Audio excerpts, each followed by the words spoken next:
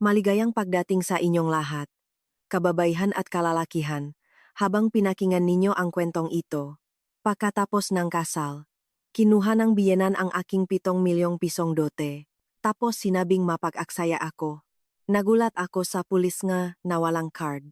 Kinabukasan, tinawagan niya akong 50 beses at hindi siya makagawang ganon. Tiyak na hindi pa inakalangang buong ang kangang de la Cruz sa gilid ng pamilya nga asawa na ang bagong kasal na may bahay na halos hindi pa natutuyo. Ang luha sa kasal ay magtatawag ng pulisya at magpapatala ng biyenan sa kulungan. Kasabay nito, inihagis ko ang kahilingan ng diborsyo sa harap ng mahina at walang gulugot na asawa at hinihingi ko ang eksaktong 7 milyong piso na pawis at dugo ngang aking mga magulang. Ang sikat ng umaga ng unang araw ang taglagas ay sumasalang sa puwang ng kurtina, nagtataglay ng maputlang liwanag sa pulang talang panghigaan na may disenyong dragon at phoenix. Bahagya akong nagbukas ng mata, ang buong katawan ko ay masakit tulad ng isang taong kakapaluin lang. Resulta ito ngang isang mahabang araw ngang pagtanggap ng bisita, paglakat-lakat, ngingiti at nagbabati sa daan-daang tao sa reception hall sa Taguig. Kahapon pa rin ang lahat ay kitang-kita sa bawat pirasong kalamnan. Dahan-dahan akong lumipat, nararamdaman ang katahimikan ng bahay nga, asawa na nakatago sa isang makitit na kalye sa Sampaloc. Ito ang unang umaga ko bilang isang asawa, bilang isang manugang. Ang kakaibang pakiramdam ay dumadagan sa dibdib ko, ngunit sinabi ko sa aking sarili na kailangan kong subukang mag-ayon. Dahan-dahan akong bumangon, sinisikap na huwag gumawa ng ingay para si Marco ang asawa ko na opisyal na nakasama ko na sa buhay ay makatulog pa ngang kaunti. Nakahiga siya nang nakaharap palayo sa akin, humihinga ng dahan-dahan. Bumaba ako sa kama, nagsuot ng sinalas, at maingat na lumapit sa tokador na gawa sa kahoy na nakalagay sa sulok ng silid. Dunay magulo ang mga powder, lipstick at napakaraming pins na naiwan ng makeup artist kahapon. Ngunit kaagad ang aking tingin ay napunta sa isang velvet na kahon na may malalim na pulang kulay na maingat na nakalagay sa pangalawang drawer. Hindi ito isang ordinaryong kahon. Sa loob ng malambot na velvet ay ang lahat ng pagmamahal, pawis at pagtitipid ng aking mga magulang sa buong buhay nila. Ang aking nanay at tatay ay mga simplang mamamayan mula sa probinsya, buong buhay, nilang hinukay, at pinalaki ang kanilang lupa. Nagtipid para makabili ng isang piraso ngang lupa sa gilid ng daan. Ilang araw bago ang kasal, nagdesisyon silang ibenta ang kalahati ngang lupang iyon at ang lahat ng pera ay ipinasok sa isang savings account at gumawa ngang isang ATM card sa aking pangalan.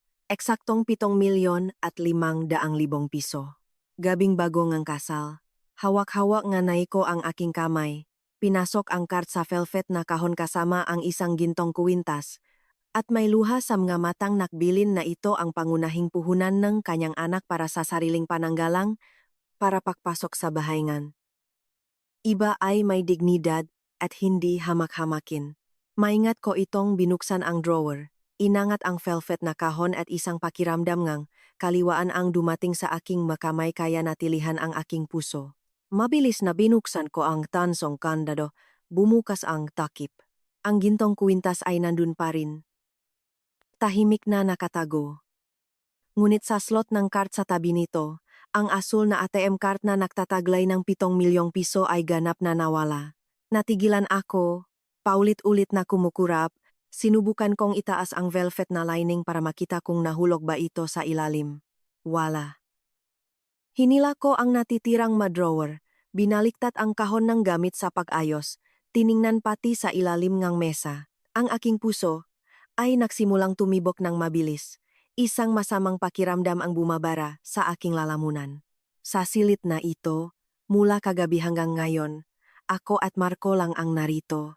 Ang pintong silid ay nakalok mula sa loop, hindi maari na may nanakaw na pumasok para kunin lang ang isang ATM card at iwanan ang ginto. Binaliktad ko ang aking tingin, mabilis na lumakat patungo sa kama.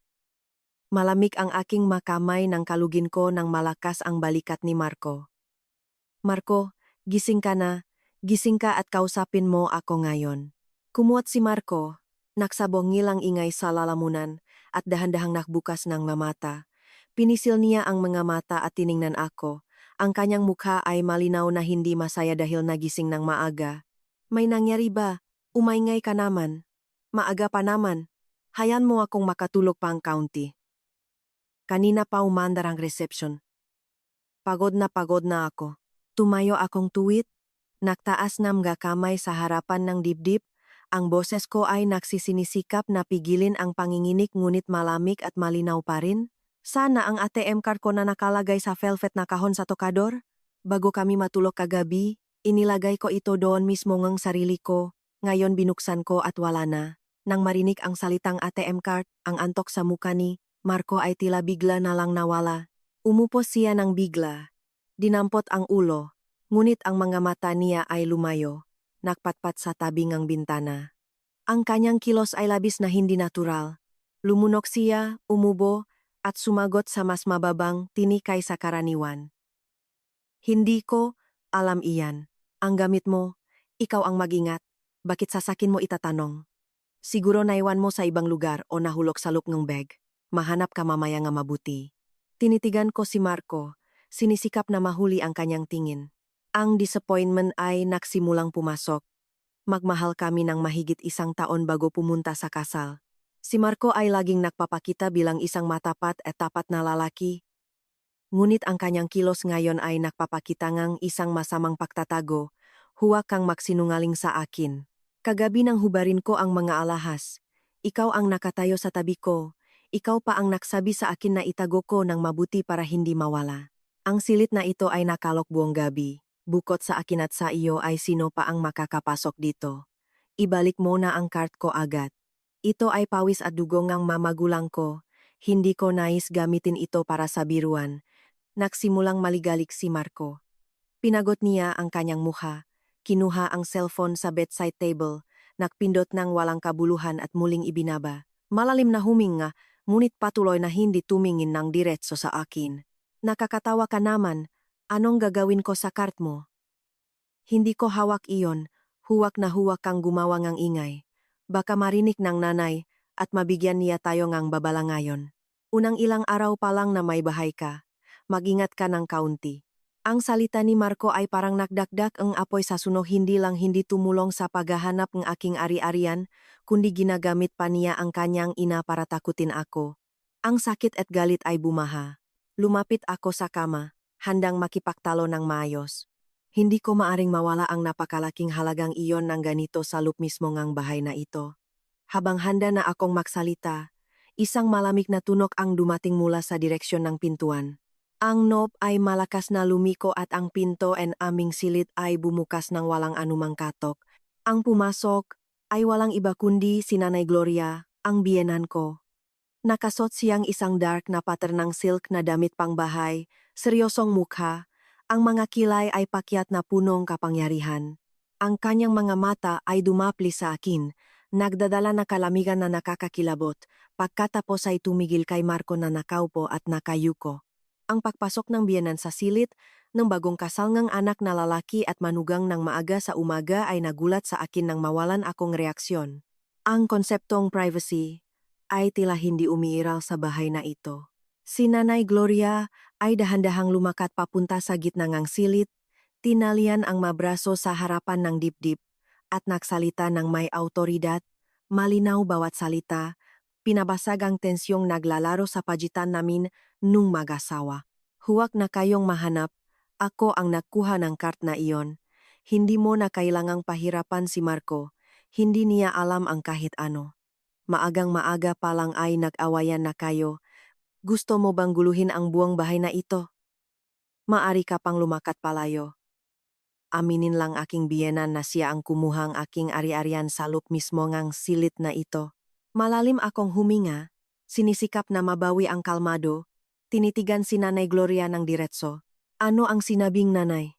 Kailan ka pumasok sa silit namin? Bakit mo kinukuha at inililipat ang personal na gamit ko at ang ATM card na iyon? Iyon ang doteng aking nga magulang, ari-arian ko iyon. Si Nanay Gloria ay nangiyak ng bahagya at malamig. Iniabot niya ang kanyang kamay sa bulsang palda at naglabas ang isang folded na papel, pagkatapos ay marahas na inihagis ito sa tochador sa harapan ko. Ang papel ay nahulog at bumuka, Tumingin ako ng mabilis isang kopya ngang aking personal na credit card statement mula 2 buwan bago ang kasal. Ang statement ay malinaw na nakpapakita ngang gastos para sa pagbiling ang damit, pampaganda, isang branded na bag na pinarangalan ko sa aking sarili pagkatapos ng malaking proyekto sa trabaho, at gastos para sa isang bakasyon kasama ang malapit na mga kaibigan bago makasal. Buksan mo ang iyong mga mata at tingnan. Ito ang bagay na natuklasan ko sa lupngang. Iyong bag nang linisin ko ang sala nung nakaraan, wika ni Nanay Gloria. Itinuro ang papel. Ang tono ay naging mas matalas na may mapanuring pananalita.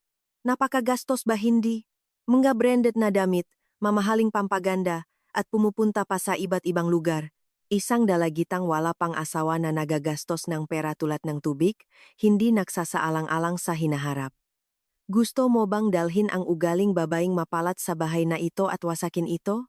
Pinipiko ang aking makamay. Pinipigilan ang aking sarili na magalit. Ang pagsasakit na ito ay lampas na sa aking pagtitiis. Ang pagnanakaw niya sa aking bag para tingnan ang bank statement ay isang lantarang paglabag sa aking pribado.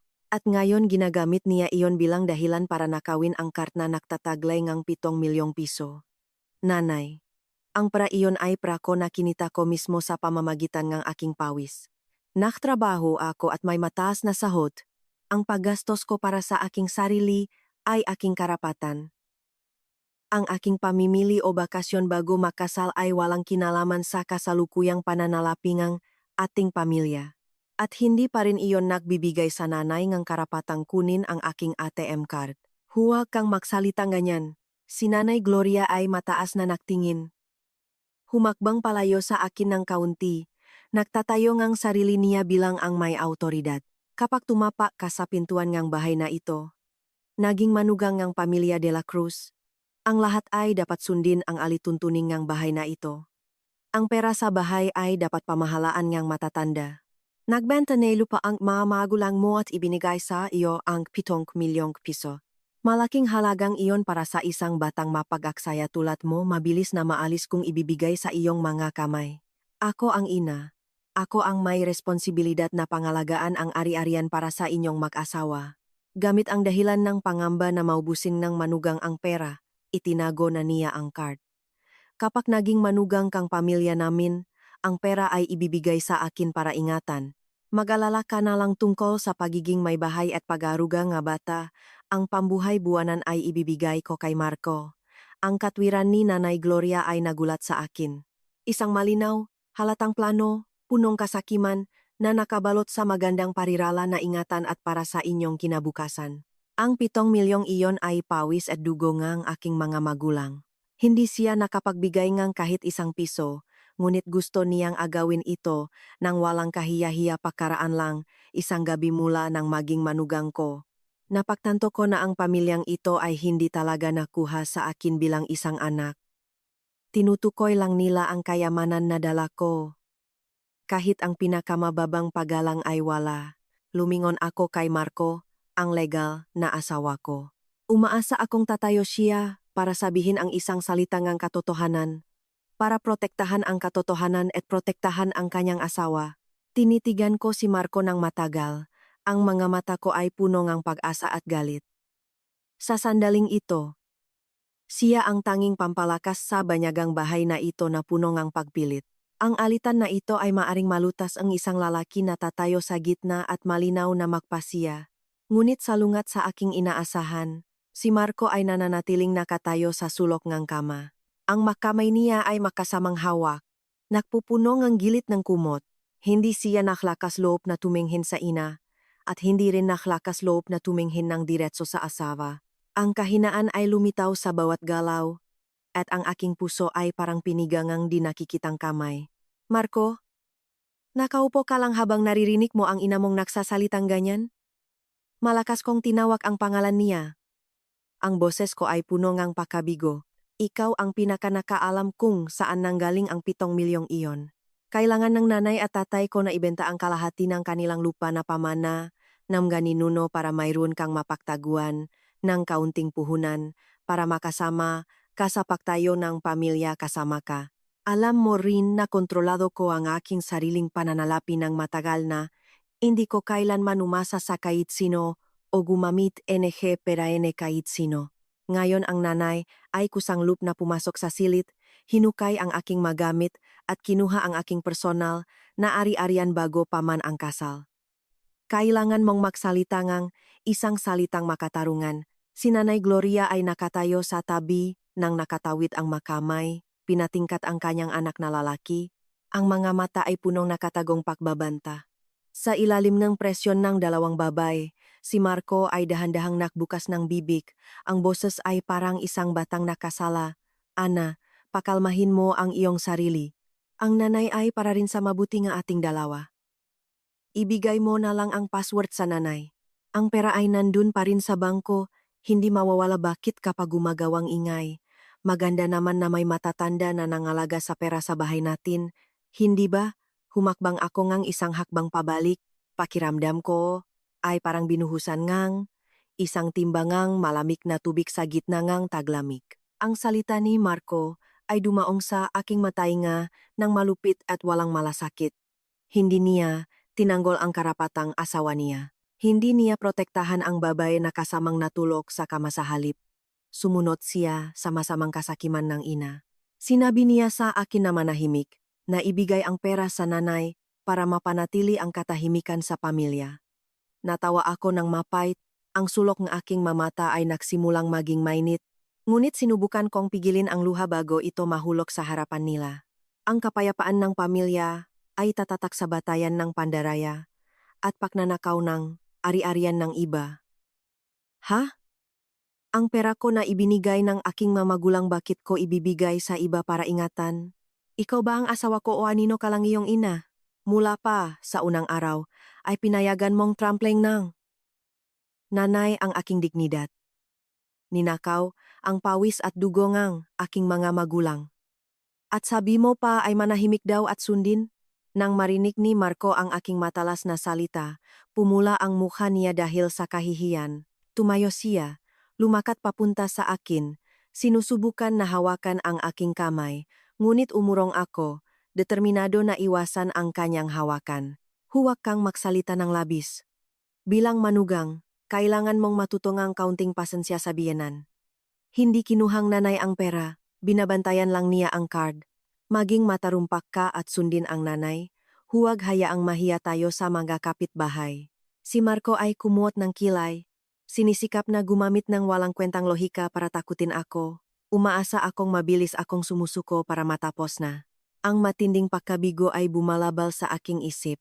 Tiningnan ko ang mataas na lalaki sa harapan ko, biglang napagtanto na siya ay isang estranyo at kaaba-aba. Sa panahon ng pagmamahal, lagi niyang ipinakita na mapag-aruga at mapag-unawa. Nakpinta siyang rosas na kinabukasan tungkol sa isang maliit na independiyenteng pamilya kung saan makasamang magsisikap kami. Palalahat ito ay ilusyon. Sa likod ng makinis na hitsura ngang isang department head ng isang pribadong kumpanya ay isang mahina, walang gulugot na lalaki na nakakabit sa palda ngang ina, walang prinsipyo, at handang ibenta ang kanyang asawa kapalit ng ditoto at pekeng katahimikan ngang pamilya. Ang pakiramdam ngang pagsisisi dahil sa pagpili ngang maling tao ay nagsimulang kumain sa aking kaluluwa. Ngunit alam ko na ito ay hindi ang tamang panahon para maging mahina.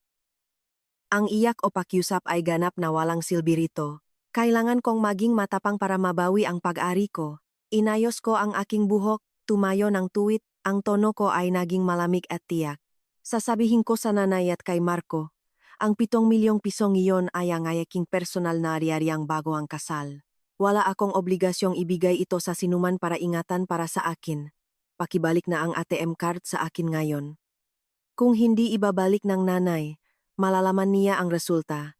Pagkatapos magsalita, lumakat ako nang nakalakpas sa harapan ni Nanay Gloria. Diretso papalabas ng pinto ngang silid. Kailangan kong mas malawak na espasyo para mag-isip. Para harapin ang mga mapanlinlang na taong ito. Hindi ko maaring maging nakakulong sa makipot na silid tulugan. Tinatanggap ang pagpigil ng dalawa nilang iyon. Mabilis akong lumabas ng silid tulugan. Diretso sa malawak na sala ng pamilya ng asawa ko. Ang lumang bahay na may mga antigong kasangkapan, mataas na aparador, isang altar ngam ganinuno na puno ngang usok ngang insenso. Karaniwan ay nagbibigay ng mainit at tradisyonal na pakiramdam ang espasyong ito. Ngunit sa sandaling ito, para sa akin, ito ay nakakainit at puno ngang banta. Umupo ako sa isang upuan, malalim na huminga para mapantayan ang aking tibok ngang puso na gumagala. Hindi pa 5 segundo. Si Nanay Gloria ay malakas na sumunod sa akin. Ang takong niya ay tumatama sa sahig ng malakas, nagpapakita ngang matinding inis. Lumapit siya sa mesa, kusang loop na nagbuhos ng isang tasang matapang na tsa, ininom ng isang sipsip, pagkatapos ay marahas na ibinaba ang tasa sa mesa. Ang ingay ngang tambol ay tumaas. Lumingon siya sa akin, ang kanyang mga mata ay may pagmamalaki at lantarang hamon. Sino ang iyong naisip na maari mong gawain ganyan sa bahay na ito? Akala mo ba dahil hindi mo ibinibigay ang password ay sa iyo pa rin ang card na iyon? Subukan mo. Sinabi nito. Inilabas ni Nanay Gloria ang kamay mula sa loob NG palda at inilabas ang isang maliit na plastic card. Ibinaba niya ang card sa pagitan galawang daliri, itinataas ito ng kapantay ngang mukha, iniling-iling sa harapan ko. Nang makita ko ang card na iyon, ang dugo sa aking katawan ay parang kumukuluban, payat sa aking utak. Iyon ang aking PhilSys ID, ang aking National Identification Card. Nanay, bakit hawak ng nanay ang aking PhilSys ID? Tumayo ako ng bigla. Lumayo papunta sa kanya. Nais kunin ito. Ngunit si Nanay Gloria ay mabilis na umurong at itinago iyon sa likod. Nagsabi na ako. Nagayos ako nga gamit at nakita ko na magulo ang magabagay kaya itinago ko ang lahat sa isang lugar. Kasama na ang iyong PhilSys ID na hawak ko rito. Huwag kang mag-isip ngang kahit anong gagawin sa likod ko. Si Nanay Gloria ay natawa ng mapanghamak. Ang kanyang mukha ay malinaw na nagpapakita ng siyahan ng isang taong may hawak sa buhay ng isa. Ang kilos ng biyenan ay tunay na napakabalintunain. Bata man siya ngunit alam na niya ang nga administratibong proseso ngayon. Nang wala akong PhilSys ID, hindi ako makakapunta sa bangko para magulat ng nawalang card. Hindi makaka-withdraw pera. Hindi makaka-transfer ng malaking halaga. At kahit hindi makabiling tiket sa eroplano o mag-check-in sa hotel kung nais kong tumakas. Maingat niyang naplanong putulin ang lahat ng aking daan pabalik. Pinipigilan ako sa isang sulok. Ang lantarang pagsasakit ay hindi lang tumigil sa personal na mga bagay kundi ngayon ay para sa pinakamahalagang dokumento ngang isang mamamayan. Ang ginagawang nanay ay labag sa batas. Wala kang karapatang hawakan ang nga dokumento ngang iba, ibalik na sa akin iyon ngayon. Seryosong sumagot ako sa pamamagitan ng lohika ng batas para takutin siya. Anong batas rito sa bahay na ito? Dito ako ang batas. Ang biyenan na humahawak ngang dokumento ngang manugang ay hindi ang usapin ng pulisya, iyan ay usapin ng pamilya. Huwag mo akong takutin ngang batas. Matanda na ako. Si Nanay Gloria ay nagsalita habang itinuro ang kanyang daliri sa aking mukha. Ang salobin ay napaka-agresibo. Sasabihin ko sa iyo ang aking kondisyon ng malinaw. Basahin mo ngayon ang password ng ATM card na 7 milyon. Kapag nakita ko na nanayhay na ang pera sa account ni Marco, ibabalik ko ang iyong PhilSys ID. Kung hindi, maaring manatili kang nasa bahay na magluto, magwalis, at huwag mag-isip na lumabas ng pintuan, pumunta sa trabaho o kahit saan paman. Ginagamit niya mismo ang aking mga pambansang dokumento para punin ako. Pinipilit akong ibigay ang 7 milyong piso ng pawi sa dugo ng aking mga magulang. Lumingon ako kay Marco muli. Nandun pa rin siya. Nakatayo tulad ng isang estatwang gawa sa kahoy. Ang mamata niya ay nagpapalayo sa ibang direksyon. Ganap na nagpapahintulot sa hindi tamang at labag sa batas na kilos ng ina. Sa isang sandali, naramdaman ko ang pagkamuhi. Isang pamilyang nakabalot sa hitsurang respetadong mataas na pamilya sa lungsod. Ngunit sa loob, nagtatago ang walang hanggang kasakiman at mababang pakana. Gusto nilang hapugin ako hanggang sa buto mula sa unang araw ko bilang manugang. Nakatayo ako sa gitna ng sala. Ang aking mamata ay determinado na tinatawid ang dalawa nilang iyon. Sa aking isipan ay nagsisimula ng lumabas ang matalinong pag-isip. Ang direktang paghaharap ngayon ay ganap na kapinsalaan. Ang aking mga dokumento ay nasa kamay niya, hindi ko maaring gumamit ng puwersa para mabawi ang maito dahil mag-isang naman ako at magtatanggap ng reputasyon na isang masamang manugang na sumuntok sa biyenan. Kung magpatuloy akong makipagtalo, maaring hindi ko na mabawi ang PhilSys ID at ang pagprotekta sa 7 milyong piso ay magiging napakamahirap. Kailangan kong humanap ng isa pang daan, mas matalinong daan para baliktarin ang sitwasyon. Ang espasyo ngang sala ay lumubog sa nakakaumay na katahimikan. Ang tiktaang antigo na wall clock na nakasabit ay parang nakpupukpok ngang bawat tensyon ng sandali sa aking manerbiyos.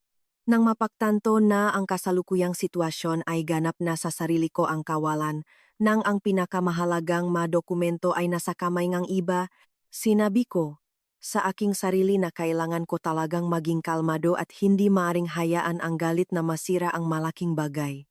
Para harapin ang mataw na puno ngang kasakiman at matigas ang ulo tulad ni Nanay Gloria at Marco ay ang pagiging tuwid ay hindi nagbibigay ng resulta. Kaya nagdesisyon akong baguhin ang taktika. Magdadrama ako bilang isang mahinang manugang, madaling kontrolin, na sumuko sa harapan ng kapangyarihan ng pamilyang asawa. Malalim akong huminga, dahan-dahang inilabas ang aking pag-aalala mula sa aking mabalikat. Pinilit kong ibaba ang boses ko. Ang mamata ko ay tumingin pababa sa sahig, nagpapakita ngang kababaang loop. Kung gayon ang sinasabing ng nanay, susundin ko na rin. Bago pa lang akong manugang, marami pa akong hindi alam tungkol sa kaugalian ng pamilya. Sana patawarin ng nanay. Kung talagang determinado ang nanay at si Marco na hawakan ang pera na iyon para sa aming kinabukasan, masyadong pinipigilan ng nanay kaya pumayak na rin ako, ibibigay ko na ang password. Nang marinig niya ako, ang mukha ni Nanay Gloria ay nakpahinga ng mabilis. Ang mga kilay na nakataas ay bumaba. Ang mapagpakitang ngiti ay lumitaw sa manipis na mga labi. Lumapit siya sa akin, tapik-tapik ang aking balikat, ang tono niya ay mabilis na nagbago, matatamis tulad ng isang maawaying ina. Iyan ang tamang isip ng manugang. Kung mula pa sa simula ay mabait ka at susunod sa aking salita, hindi ba dapat maging tahimik ang bahay? Hawak ko ang pera para sa inyong kapakanan, hindi dahil ang matandang babae na ito ay kakain nito. Naku, ano ang password? Si Marco sa tabi ay bumuntong hiningarin. Ngumiti siya at lumapit na kinuskos ang aking likod. Ang mukha niya ay punong papuri dahil matarumpak ang asawa. Mabuti na ang ganyan. Alam kong mahal mo ako at mahal mo ang nanay. Pinigil ko ang pagsusuka na bumabangon sa aking lalamunan sa harap ngang pagkukunwari ng dalawa nilang iyon. Itinataas ko ang aking ulo. Ang mukha ko ay tila walang malay at kaunting nag-aalala, maingat na ibinibigay ang aking kondisyon. Ngunit nanay, ang 7 milyong piso ay napakalaki. Ito ang lahat ng kayamanan ng aking nanay at tatay ng buong buhay nila na ipinundar. Ang ATM card na ito ay gawa na ng matagal. Hindi lagi ito tinitingnan. Baka may aberya sa sistema ng bangko o may problema sa pera. Kung hindi na kumpleto ang 7 milyon, masisisi ninyo ako na nagtatago ng sariling pera at magiging mali sa akin. Gusto ko munang pumunta sa bangko para tingnan kung kumpleto pa ang 7 milyong piso sa account. I print ang isang malinaw na bank statement. Noon lang ako mapapanatak na ibigay ang password sa nanay at matransfer ang pera. Si Nanay Gloria ay nag-alinlangan ng kaunti. Ang mga mata niya ay nakipilay na punong pag-aalala. Tinitigan niya ng matagal ang aking mukha, sinusubukan, ngunit ang aking tapat na mukha at napakalohikal na dahilan ay naakay sa kanya. Ang kasakiman ay tumatakip sa kanyang isip. Ang personal na pagtingin sa bilang na 7 milyon na makikita sa papel ng bangko bago ito hawakan ay tila isang tukso na hindi maaring tanggihan ng biyenang punong kasakiman. Si Nanay Gloria ay lumingon kay Marco at pumayag. May punto naman. Kailangan ang puting itim na malinaw na makadokumenta. Huwag tayong mahiya na nagbigay card na walang laman. Siguruhin natin, dalawa kayo, magbihis na kayo, magpunta tayo. Marco, ilabas ang motorsiklo at ihatid kami sa bangko sa Espanya. Si Marco ay masayang sumunod at tumakbo palabas para ilabas ang motorsiklo. Si Nanay Gloria ay maingat na, tapik-tapik ang kanyang bag kung saan nakatago ang aking PhilSys ID at ATM card. Ngumiti ng may kasiyahan at lumakad. Bumalik ako sa silid tulugan, pumilingang isang mayos na damit. Sa pag-obserbaha sa aking sarili sa salamin, nakita ko ang isang ganap na ibang babae, hindi na ang maligayang nobya ngang kahapon. Sa aking mamata ngayon ay isang malamig at mataas na determinasyon. Inakala nila na nabasak na nila ang aking kalooban, na pinilit nila akong yumuko at ibigay ang ari-arian. Inakala nila na ang pagtatago ng aking madokumento ay maaring bumabiya sa akin habang buhay. Hindi nila alam na ang pagsang-ayon sa bangko ay ang unang hakbang sa perpektong bitag na aking inihanda. Sa sandaling makalabas sa pintoong bahay na ito, at makatapak sa lugar na may CCTV kamera, sistema ang bangko at may batas na nagpoprotekta, ipapakita ko sa kanila ang resulta ng kasakiman at walang pakundangang pagsasakit. Ang labanan na ito ay nagsisimula pa lang at tiyak na hindi ko papayagan ang aking sarili na ang maging talunan.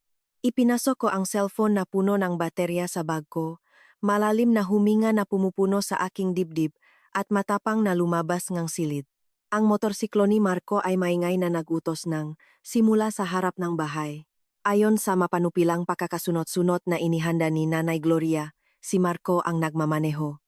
Nakaupo siya sa gitna, habang ako ay pinilit na umupo sa dulo sa likod. Nagsisimula pa ring takutin ako ni Nanay Gloria na baka tumakas ako sa daan, kaya naupo siya sa pagitan ko at ni Marco, parang hinihila ang isang preso. Ang kahihiyang ito ay itinanim ko sa aking isipan at sinabi ko sa aking sarili na huwag sisiguraduing mabibigo. Ang motorsiklo ay lumabas sa alon ng tao ng agang umaga ng Maynila.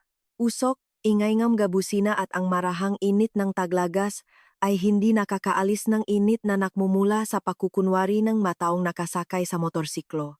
Ang EDSA ay laging barado ng oras na iyon ng umaga.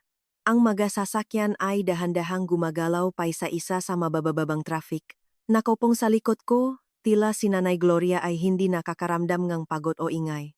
Patuloy siyang lumingon at walang tigil na nagbibigay ang sermon tungkol sa kung paano maging isang may bahay. Ang kanyang matinis na boses ay nagutos sa ingayng makinang motorsiklo sa paligid. Sinabi niya na ang isang babae na may asawa ay dapat na mag-ipon na hindi makaroon ng lihim na pondo. Sinabihan niya akong manggagawang babaeng hindi marunong mag-ipon para sa kinabukasan. Nagpinta siyang isang larawan ng isang maayos na pamilya kung saan ako ay magluluto lang at mag-alaga ng mabata habang ang pera ay makukuha niya at ni Marco para mag-invest. Naupo ako sa likod. Pinahintulutan ang hangin na tumatama sa aking mukha. Pinahintulutan ang mawalang batayan. Nasisihin na pumasok sa aking tainga. Nakunwaring yumukot at nagsabihang oo para maipasa ang sandali, ngunit ang aking mamata ay patuloy na umiikot, nagmamasid sa paligid at naghahanap ng pagkakataon. Habang nahihintay ang motorsiklo sa matagal na pulang ilaw ng trapik, alam ko na dumating na ang aking pagkakataon. Ang ingay ng daan-daang makina sa paligid kasama ang katotohanan na abala si Nanay Gloria sa pagsabihan kay Marco na hindi marunong makmaneho ay nagbigay ng perpektong pagtatago. Maingat akong gumamit ng isang kamay na kumapit sa motorsiklo. Ang kabilang kamay ay dali-daling pumasok sa maliit na bag na nakasabit sa aking bewang. Inilabas ko ang aking cellphone. Itinago ito sa likod ng maluwag na jacket ni Nanay Gloria. Ang aking mga daliri ay mabilis na naunlock ang screen. Ang unang ginawa ko ay binuksan ang messaging app. Agad akong nahanap ng toll-free helpline number ng bangko na ginagamit ko. Noon pa akong priority customer, kaya ang lahat ng proseso ay maring hawakan sa pamamagitan ng emergency text bago pa ma-confirm ng opisyal. Mabilis akong nag-type ng kahilingan para i-lock ang lahat ng transaksyon ng account number na nagtatapos sa 4,421 na nasa pangalan ko. Binigyan kong diin ang dahilan na may panganib na masamang paggamit ng account at hiniling ang agarang pagpigil ng balanse na 7 milyong piso. Ilang segundo lang, nak-flash ang screen ng automatic na tugon mula sa sistema ng bangko na nagpapatunay na pinoproseso ang kahilingan at pansamantalang na-freeze ang account. Ang malaking bato na humahawak sa aking dibdib ay bahagyang natanggal. Dahan-dahan akong ngumiti sa ilalim ng surgical mask. Ngunit hindi pa ito sapat. Ang paklok sa car ay nagpipigil sa kanya sa pag-withdraw ng pera, ngunit hindi nito nababawi ang PhilSys ID at hindi rin nito nararamdaman ang walang hanggang kasakiman. Nagdesisyon akong maglaro ng huling patayan. Binuksan ko ang listahan nga kontak at pinindot ang numero nga PNP precinct na malapit sa bangko sa Espanya na parorunan namin. Nang ang iba pang dulo ay sumagot, yumuko ako malapit sa balikat ko, hinamit ang kamay para takpan. Ang bibig ko para hindi marinig ng hangin ang aking boses patas. Nagsalita ako ng pabulong ngunit napakaginhawa, mabilis at tumpak. Sinabi ko ang aking pangalan, iniulat ang sitwasyon na pinang-aksayawan ang aking personal na ari-arian bago ang kasal na nakakahalaga ng 7 milyong piso, at ang aking PhilSys ID ay legally na hawak ng aking biyenan. Ipinabatit ko ang eksaktong address ng bangko kung saan pinipilit akong pumunta ng biyenan para isagawa ang paglipat ng pondo. Nagmamakaawa ako sa mga pulis na magpadala ngang tauhan para suportahan at protektahan ang ari-arian at kaligtasan ng isang mamamayan dahil ang akusado ay napaka-agresibo at mapilitan. Ang nakaduti na opisyal ay nagpatunay na impormasyon ng maikli at nanggako na magde-deploy na pewersa agad-agad. Mabilis kong isinarado ang tawag, binura ang kasaysayan ng tawag, at itinago ang cellphone sa ilalim ng bag ng mag-green light na ang traffic light. Ang motorsiklo ay lumabas sa harapan. Si Nanay Gloria ay patuloy na nagbibigay ng sermon na pumaparangal sa kanyang sariling katalinuhan, ganap na hindi alam na ang bitag ng batas ay tahimik ko nang itinali sa kanyang lig. Huminto ang motorsiklo sa malawak na espasyong parkeng malaking bangko sa Espanya. Bumaba si Nanay Gloria nang lumusong ang balikat parang aakitin ang isang kayamanan na kanya na. Si Marco ay maingat na naglock ang motorsiklo at tumakbo para tulungan ang ina. Ang mukha niya ay masaya. Tahimik akong sumunod sa likod ng dalawa, inayos ang damit para maging maayos. Ang ingay sa labas ay malakas, ngunit nang malakpasan ang masalaming pinto ang bangko, ang lamig at katahimikan ay kaagad na buminalot sa atin. Ang halimuyak na mabango sa hangin ay banayat na umapaw. Ang ngahanay ng malambot na upuan ay mayos na nakaayos. Ang tunog ng makinangang pag-imbak ng pera ay tumatawak ng pare-pareho mula sa mga bintanilya, nagbibigay ng profesional at ligtas na pakiramdam. Si Nanay Gloria ay tumingin-tingin para humanap ng upuan. Ang nga mata niya ay naksisikap nang makita ang counter para sa priority customers. Inilayo niya si Marco sa direksyong iyon, humahawi sa akin para pumunta sa linya ng pila. Tinatahak ko sila. Ang mukha ko ay nakayuko tulad ng nahiyang masamang manugang. Nang 3 tao kaming tumigil sa lugar ng maupuan, binuksan ko ang aking kamay, kunwari ay nahihirapan ako. Lumingon ako kay Marco nang may mapakiusap na tingin. Marco, mula pa kanina ay wala akong kinain. Masyadong nag-alok-alok ang sasakyan. Masakit na ang tiyan ko. Hintayin mo muna akong maupoy ni County. Nanay at ikawayo mo po rito pagkatapos pumunta ako sa banyo. Pakbalik ko ay sama-sama tayong pumunta sa bintanilya. Si Nanay Gloria ay kumuot ng mukha at itinulak ako ngang kamay para umalis ng may pagkamuhi. Nagbilin siya ng palayo na mabilis na bumalik, pakbawalan ang anumang pagtatago. Si Marco ay pumayak din, pinakmadali ako. Yumukot akong sumusunod, ilang hakbang na umatras pagkatapos ay lumiko ang katawan patungo sa koridor na humahantong sa lugar ng banyo. Ngunit kaagad na may tago sa likod ng malaking kahoy na bilangguan na takip sa lugar ng ATM sa loop ng bangko, kaagad akong lumiko. Hindi ako pumunta sa banyo kundi lumiko sa direksyon ng VIP customer counter na nakalagay sa isang sulok kung saan may isang babaeng empleyado na tahimik na naghihintay ng customer. Lumapit ako sa bintanilya. Hinila ang umiikot na upuan at determinadong umupo. Ang teller ay ngumiti ng profesional at nagbati sa akin. Tinitigan ko siya ng diretso. Binawi ang kumpiyansa at katalinuhan ng isang team leader sa trabaho. Malinaw at tuwiran akong nagbigay ng impormasyon, tiyak bawat salita. Ipinaalam ko na ako ang may-ari ng account na nagtatapos sa 4421, kanina lang ay nag-text para humiling ng emergency freeze dahil pinaghihinalaan na may nagnanakaw sa card. Ngayon ay personal na pumunta sa bintanilya para formal na magulat ng nawalang card at humiling ng printout ng bank statement bilang ebidensya para protektahan ang ari-arian. Sineseryoso ang empleyado ang sitwasyon at naktipa sa computer para tingnan. Hiniling niya sa akin na ipakita ang aking PhilSys ID para ma-verify ang pagkakakilanlan. Kalmado akong inilabas ang cellphone at binuksan ang PhilSys Digital Identification App. Malinaw ko itong ipinaliwanag sa empleyado na ang aking physical na dokumento ay illegally na hawak ng isang miyembro ng pamilya upang sapilitan akong ibigay ang ari-arian. Hiniling ko sa bangko na tanggapin ang digital na dokumento ayon sa legal na patakaran para protektahan ang aking lehitimong karapatan. Sumangayon ng empleyado. Maingat na inihambing ang aking muka sa larawan sa software, sinyuri ang mga layer ng security ng fingerprint at identification number. Ang proseso ay napakayos at mabilis. Hindi pa 5 minuto, ang tunog ng printer ay lumabas. Naglagay ang empleyado sa harapan kong isang papel na may pulang selyong bangko, nagpapatunay ng balanse na 7 milyong piso na kumpleto. Kasama rito ang isang dokumento na nagpapatunay na ang physical na card ay permanenteng na-cancel sa sistema. Lahat ng transaksyon ng pag-withdraw o paglipat ay ganap na na-disable. Nilagdaan ko ng mabilis ang aking pirma sa mga papel, maingat na inilagay ang bank statement sa bag na nakadikit sa katawan. Isang pakiramdam ng kaginhawahan ang kumalat sa buong katawan. Ang aking kayamanan ay ligtas na. Lahat ng pagsisikap ng pamilya ni Nanay Gloria na pilitin akong basahin ang password ay walang kwenta na ngayon. Nang ang bitag ay perpektong naksara at ngayon ay oras na para lumabas ng mayos para panorin ang pinakamahusay na eksenangang araw. Dahan-dahan, akong lumabas mula sa lugar nga VIP counter. Ang mukha ko ay tahimik, parang walang nangyari. Sa lugar nga maordinaryong customer, si Nanay Gloria ay paikot-ikot tulad ng isang langgam sa apoy. Ang kanyang mga mata ay paligid-liligit na nagahanap. Nang makita niya akong lumitaw mula sa ibang direksyon kaysa sa banyo, ang kanyang hinala ay kaagad na sumabog sa galit. Si Nanay Gloria ay mabilis na lumakat patungo sa akin ng mabibigat na hakbang. Ang magaspang na kamay niya ay umiabot na nais kunin ang lig ng aking damit, ngunit mabilis akong umurong ng isang hakbang para makaiwas. Saan ka galing kanina? Sinabi mong pumunta sa banyo pero bakit nanggaling ka sa kabilang sulok?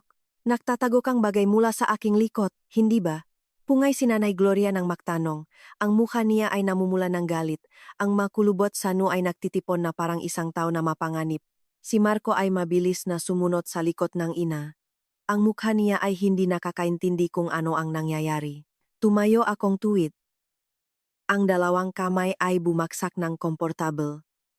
Tinitingnan si Nanay Gloria ng may awa. Inihawi ko ang aking baba patungo sa central counter. Ang tinik ko ay sapat na malakas para marinig ngang ilang tao sa paligid. Pagkatapos ng banyo, tinawag ko ang isang empleyado ng madaan. Hindi na kailangan ng nanay na hawakan ang card na iyon. Hindi rin kailangang malaman ng nanay ang password. Kakatapusin ko lang ngang prosesong pagulat ng nawalang card at permanent na paglock na account na 7 milyon. Ngayon ang plastik na card sa bag ng nanay ay isang walang kwentang pirasong ng plastik, maari na itong itapon. Nang marinig iyon, ang mukha ni Nanay Gloria na dati ay mapula ay naging puti tulad ng bangkay. Ang kanyang mamata ay namutla, ang bibig niya ay nagihiyaw ngunit walang lumalabas na salita. Dahan-dahan niyang inilabas ang kamay sa loop ng palda, inilabas ang turquoise-colored na ATM card, tinitigan ito ng matagal pagkatapos ay tumingin sa akin parang nakatingin sa isang halimaw. Kinailangan pa ang ilang 10 segundo para maproseso ang kanyang utak ang nakakalokang impormasyon. Ang ang mga pangarap na mapalaki ang sarili, ang kapangyarihang kontrolin ang manugang, ang lahat ay naging alikabok sa isang kisap mata. Ang matinding kawalan ay mabilis na naging di mapigilan na pagkabalif. Langit ko at lupa, matao, tingnan ninyo ang walang hiya ang manugang na ito. Biglang sumigaw si Nanay Gloria ng isang maingay, umaalingaw-ngaw sa buong bangko. Ang tunok na nakakasugat sa tainga ay nagulat sa lahat ng customer at nagpabalingang tingin sa lahat. Hindi natigil doon. Biglang lumuhod si Nanay Gloria sa malamig na sahig na bangko. Humiga siya sa lupa, ang dalawang kamay ay paulit-ulit na kumukubok sa sahig. Ang dalawang paa ay walang humpay na tumitipas sa hangin tulad ng isang batang nagtatampo para sa laruan. Ang damit na seda ay gumugulong. Ang buhok ay nagwala. Ang hitsura ng isang respetadong biyenan na pamilya ay ganap na nawala. Pinalitan ng mukha ng isang walang hiyang tao na gumagawa ng eksena sa harapan ng maraming tao. Habang humihiga at gumugulong, umiyak siya ng malakas. Ang mga luha at plema ay nakalat sa mukha. Niloko niya ako. Pumunta siya sa bahay namin bilang manugang para nakawin ang aming kayamanan. Pinlano niyang kunin ang lahat ng pera at make-lock ng account para tumakas. Pinagsikapan ng aming mag-asawa na palakihin ang aming anak at dinala namin ang galamay na ito at ngayon ay tumatawid na siya sa aming ulo. May makakaunawa ba sa aking kahirapan? Ang lantarang mapanlinlang na mga salita ay lumabas mula sa kanyang bibig ng maayos para makaimpluensya sa pangkalahatang karamihan, ginagawa akong salarin. Si Marco ay nakatayo ng parang binahala ng kitlat. Ang matinding kahihiyan ay malinaw sa kanyang mukha habang ang daan-daang pares ngang mata ay nagtatambol sa kanilang pamilya. Mabilis siyang yumuko at sinubukang hawakan ang braso ng kanyang ina para iangat ito. Nanay, tumayo ka na. Ito ay bangko. Matatawa tayo. Paano ko haharapin ang mga tao kapag ginawa mo ito? Bulong-bulong si Marco habang sinisikap na buhatin si Nanay Gloria, ngunit ang ina niya ay kumapit sa pangamesa, determinadong hindi tumayo. Nang hindi maakay ang ina, si Marco ay bumaling sa akin ng galit. Lumapit siya sa akin. Itinuro ang kanyang daliri ng diretso sa aking mukha. Ang dalawang mata ay namumula. Ana, nababaliw ka na ba? Nakikita mo ba ang nanay na umiyak at nakdurusa at maaari ka pa ring tumayo at manut? Sinong nagpayak sa iyo na ilok ang card? Pumunta ka sa bintanilya ngayong. Sabihin mo sa empleyado na yung lock ang card at ay withdraw lahat ng pera para ibigay sa nanay. Mabilis.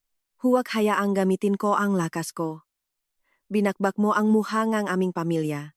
Tinitigan ko si Marco ng may isang malamig na ngiti. Ang huling natitirang pagmamahal bilang mag-asawa ay namatay na kasabay ng salitang iyon. Hindi na ako gumalaw pabalik, tinitigan ang mahiyang lalaki at malinaw na nakpahayag. Anong lakas ang gagamitin mo? Sasaktan mo ba ako sa bangko? Pakinggan mo? Ang pera ko? Ang desisyon ko kung ilok o i-unlock? Ang nanay mo ay naknakaw ng aking gamit? Hawak ang aking PhilSys ID para pinilit akong ibigay ang pera sa kanya. Ngayon nagdadrama siya at nilalait ang aking pangalan. Kung hindi ko idemanda ang nanay mo para sa panloloko ay mabuti na iyon. Huwag kang mangarap na sumuko ako kahit isang beses pa. Ang nagsisimulang may pon na karamihan sa loop ng bangko ay patuloy na lumalaki. Iniwan ng mga customer ang kanilang mapila. Ang mataw na nakpupunan ng form ay tumigil at naktipon sa paligid ng lugar kung saan nang abala ang pamilya ni Nanay Gloria. Ang mabulong at sismisan ay walang tigil, may ilang tao na umiling-iling at nagtatakang tinitingnan ang misbehaving na biyenan. Mayroon din na nagtuturo at humuhuskya sa akin bilang ang masama na manugang. 10 cellphone ang itinataas, paulit-ulit na kumukurap ang flash para mag-record at kumuha ng litrato.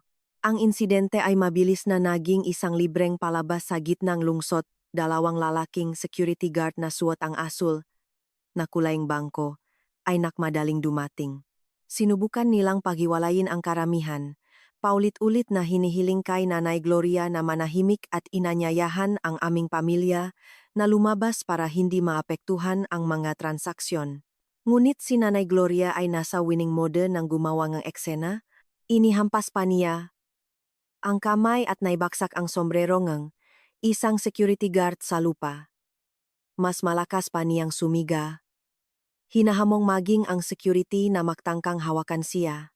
Ang sitwasyon ay nagiging sobrang gulo.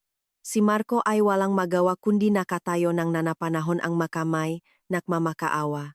Huwag na kayong kumuhang video, pakiusap, ngunit walang pakikinig. Sa kasagsagan ng kaguluhan, isang malinaw na tunong sirena ng sasakyan ang biglang sumigaw mula sa labas. Ang salaming pinto ay nabuksan ng maluwang. 2 PNP officer na suot ang berdeng uniforme ay mabilis na humakbang papasok sa bangko. Ang pagpasok mama opisyal na puwersang ito ay agad na nagliha na di nakikitang presyon. Ang karamihan ay automatikong nagbukas ang daan para sa mga opisyal na gumagawa ng tungkulin. Ang mga cellphone na nagre-record ay mabilis na ibinaba. Ang hangin sa bangko ay biglang naging mabigat. Ang natirang tunog ay ang kunwa-kunwaring pagiyak ni Nanay Gloria na sinasubukan pang makmukhang kaawa-awa sa harapan nga nagpapatupat ng batas. Ang mas matandang pulis, na may ranggong kapitan, ay tiningnan ang eksena ng isang sulyap, pagkatapos ay malakas na utos. Lahat ay tumahimik, Hiling ko sa lahat na bumalik sa kani-kanilang posisyon. Sino ang gumagulo sa lugar ng publiko? May nangyayari. Tumayo at malinaw na ipaliwanag. Huwag humiga sa sahig. Nang marinig ang boses ng pulis, si Nanay Gloria ay tila nakahanap ng salfafida. Ang kanyang sarili ay dahan-dahang bumangon, inahit ang alikabok sa damit, ang maluha ay agos sa mukha at tumakbo patungo sa braso ng kapitan. Nagsimula siyang muling magdrama, itinuro ang kanyang daliri patungo sa akin na may walang batayan na mga akusasyon. Mga pulis, labanan ninyo ang aming pamilya. Niloloko akong aking manugang. Dinala niya ang pondo mula sa aming bahay, naknakaw siya, pinilit niyang ilok ang lahat ng pera at plano niyang tumakas. Ayaw namin niya mawala. Hulihin ninyo siya. Hindi ako nakalinlangan. Inayos ko ang aking baro. Humakbang ng 2 hakbang pasulong, direktang humarap sa mga opisyal ng PNP. Ang aking kilos ay mahinahon, may kumpiyansa, ganap na salungat sa sigaw ni Nanay Gloria. Ang aking boses ay malinaw, tiyak, detalyado sa bawat aspeto, tinitiyak na ang lahat ng naron ay makakarinig ng katotohanan. Ulat ko sa mga opisyal. Ako ang tumawag sa precinct kanina para mag-ulat nege sitwasyon. Ang aking pangalan ay Ana Santos. Ang babaeng nag-ingay na iyon ay ang aking biyenan. Ang katotohanan ay ganap na kabaliktaran ng kanyang sinasabi. Ngayong umaga, maingat siyang pumasok sa aking silid-tulugan. Hinahalukay ang aking magamit at ninakaw ang ATM card na naglalaman ng 7 milyong piso na regalo ng aking mga magulang bago ako makasal. Hindi lang iyon, iniingatan din niya ng illegally ang aking PhilSys ID. Pinipilit akong pumunta sa bangko para basahin ang password para matransfer ang pondo sa kanya at ibabalik lang ang aking dokumento kapag nagawa ko iyon. Maari ninyong suriin ang kanyang kanang bolsa ng palda. Ang aking PhilSys ID at ATM card ay nandun pa rin. Nang marinig ng kapitan ang aking mga paliwanag na lohikal at malinaw, ang kanyang mukha ay naging seryoso. Lumingon siya kay Nanay Gloria, ang mga mata niya ay matalas na may babala. Narinig ba enga babae enga akusasyon nega batang ito? Ang pagpapanatili nga dokumento ng isang tao nang walang pahintulot at pag-ari ay isang malubhang paglabag sa batas. Hinihiling sa babae na kusanglup na ibigay ang mga dokumento para sa pagsusuri ngayon. Lahat ng 3. Samahan ninyo kami sa precinct para linawin ang sitwasyon. Huwag na kayong gumulo sa loop ng bangko. Si Nanay Gloria, nang marinig ang 2 salitang batas at precinct, ang kanyang nga paa ay lumambot, mahirap makatayo. Nagsisikap siyang sumagot ngunit ang seryosong tingin ng 2 pulis ay pinilit siyang tumahimik. Si Marco ay nakayuko at kimi na sinuportahan ang ina habang pinapatnubayan ng mga autoridad. Tumayo akong nakataas ang ulo, naglalakat ng matibay palabas ng bangko. Ang precinct ng PNP ay hindi malayo sa bangko. Nakatago sa ilalim ng malalim na puno.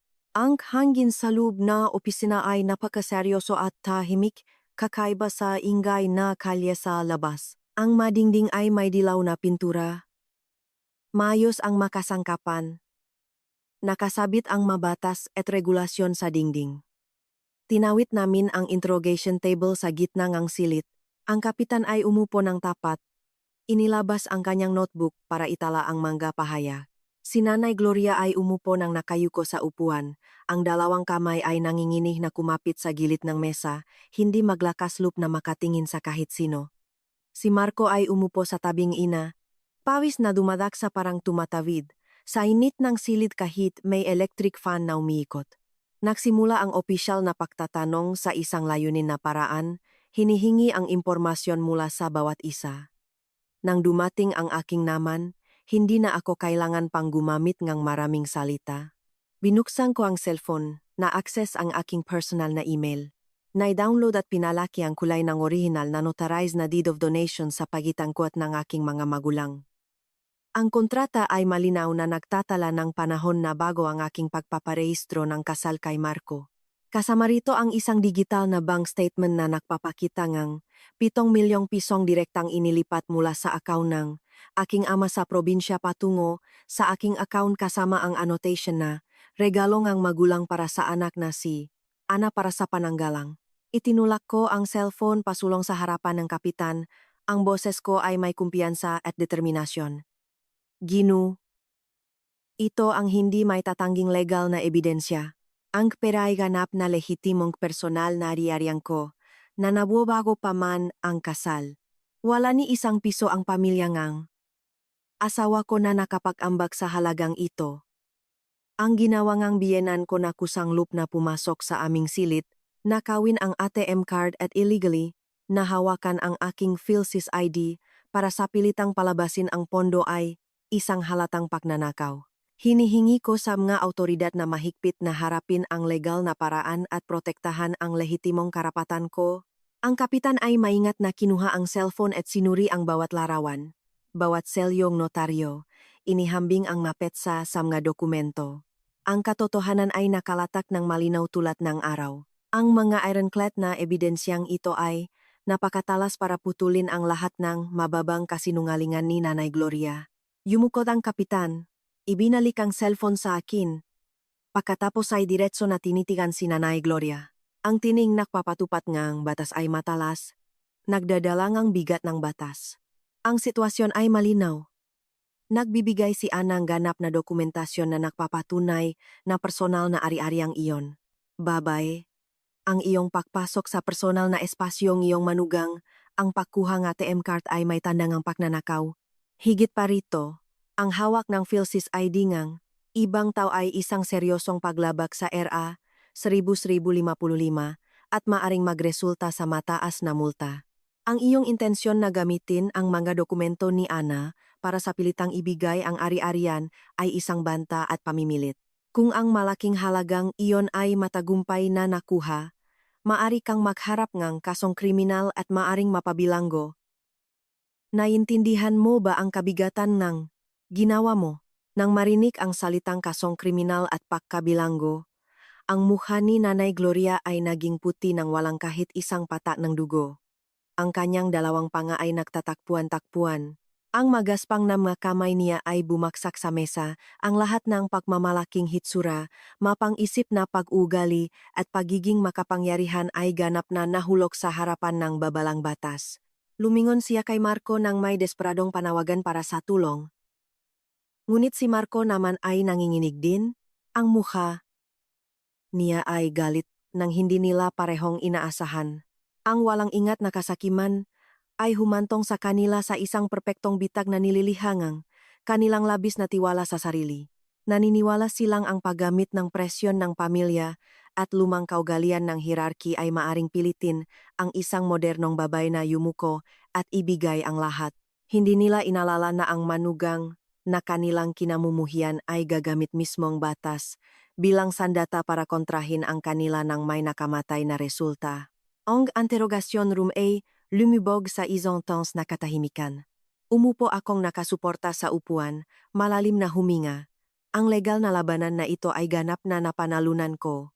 Tahimik akong naghihintay nga huling desisyon ng PNP. Inihahanda ang aking sarili para sa susunod na mga hakbang para ganap na mapuputol ang mapanganib na ugnayan sa pamilyang ito. Tila nag-freeze ang silid ng pressing pagkatapos ng matalas na babala ng kapitan. Ang ingay na pag-ikot ng electric fan sa kisam ay nag-ambag sa nakakaantig na katahimikan. Si Nanay Gloria, ang babaeng ilang 10 minuto lang ang nakakaraan, ay galit na nagtatampo sa loob ng bangko, ay ngayon ay nanginginig sa upuan tulad ng isang hayop na naikulong sa sulok. Ang kulay mukha niya ay nakbago mula sa mapula, patungo sa maputla. Ang mamalamig na pataang pawis ay tumatulo sa noo, bumababa sa makabilang pisngi.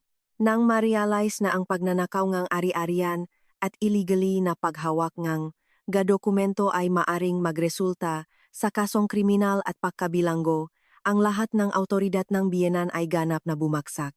Nanlilimos na tiningnan ng biyenan ang opisyal pagkatapos ay lumingon sa akin ng may manghahanap na paningin. Ang magaspang na mga kamay niya ay nanginginig, makasamang inilugar sa harapan ng dibdib. Nagsimulang magdrama ng may iyak at panahoy. Sa pagkakataong ito hindi na ito ang malakas na sigawng drama kundi ang mga panahoy na punong paghihirap, nagtatangkang ilarawan ang isang matanda at mahinang ina na walang kaalaman. Kapitan, pakiusap, isaalang-alang ninyo ang aming kalagayan. Ako ay taga-probinsya na walang mataas na pinag-aralan. Buong buhay ko ay nasa lutuan lang. Wala akong malalim na kaalaman sa batas tulad ng maopisyal. Pinapatunayan ko sa langit at lupa na wala akong intensyon na magnakaw o agawin ang pera ng aking manugang na isang araw pa lang na nasa aming bahay.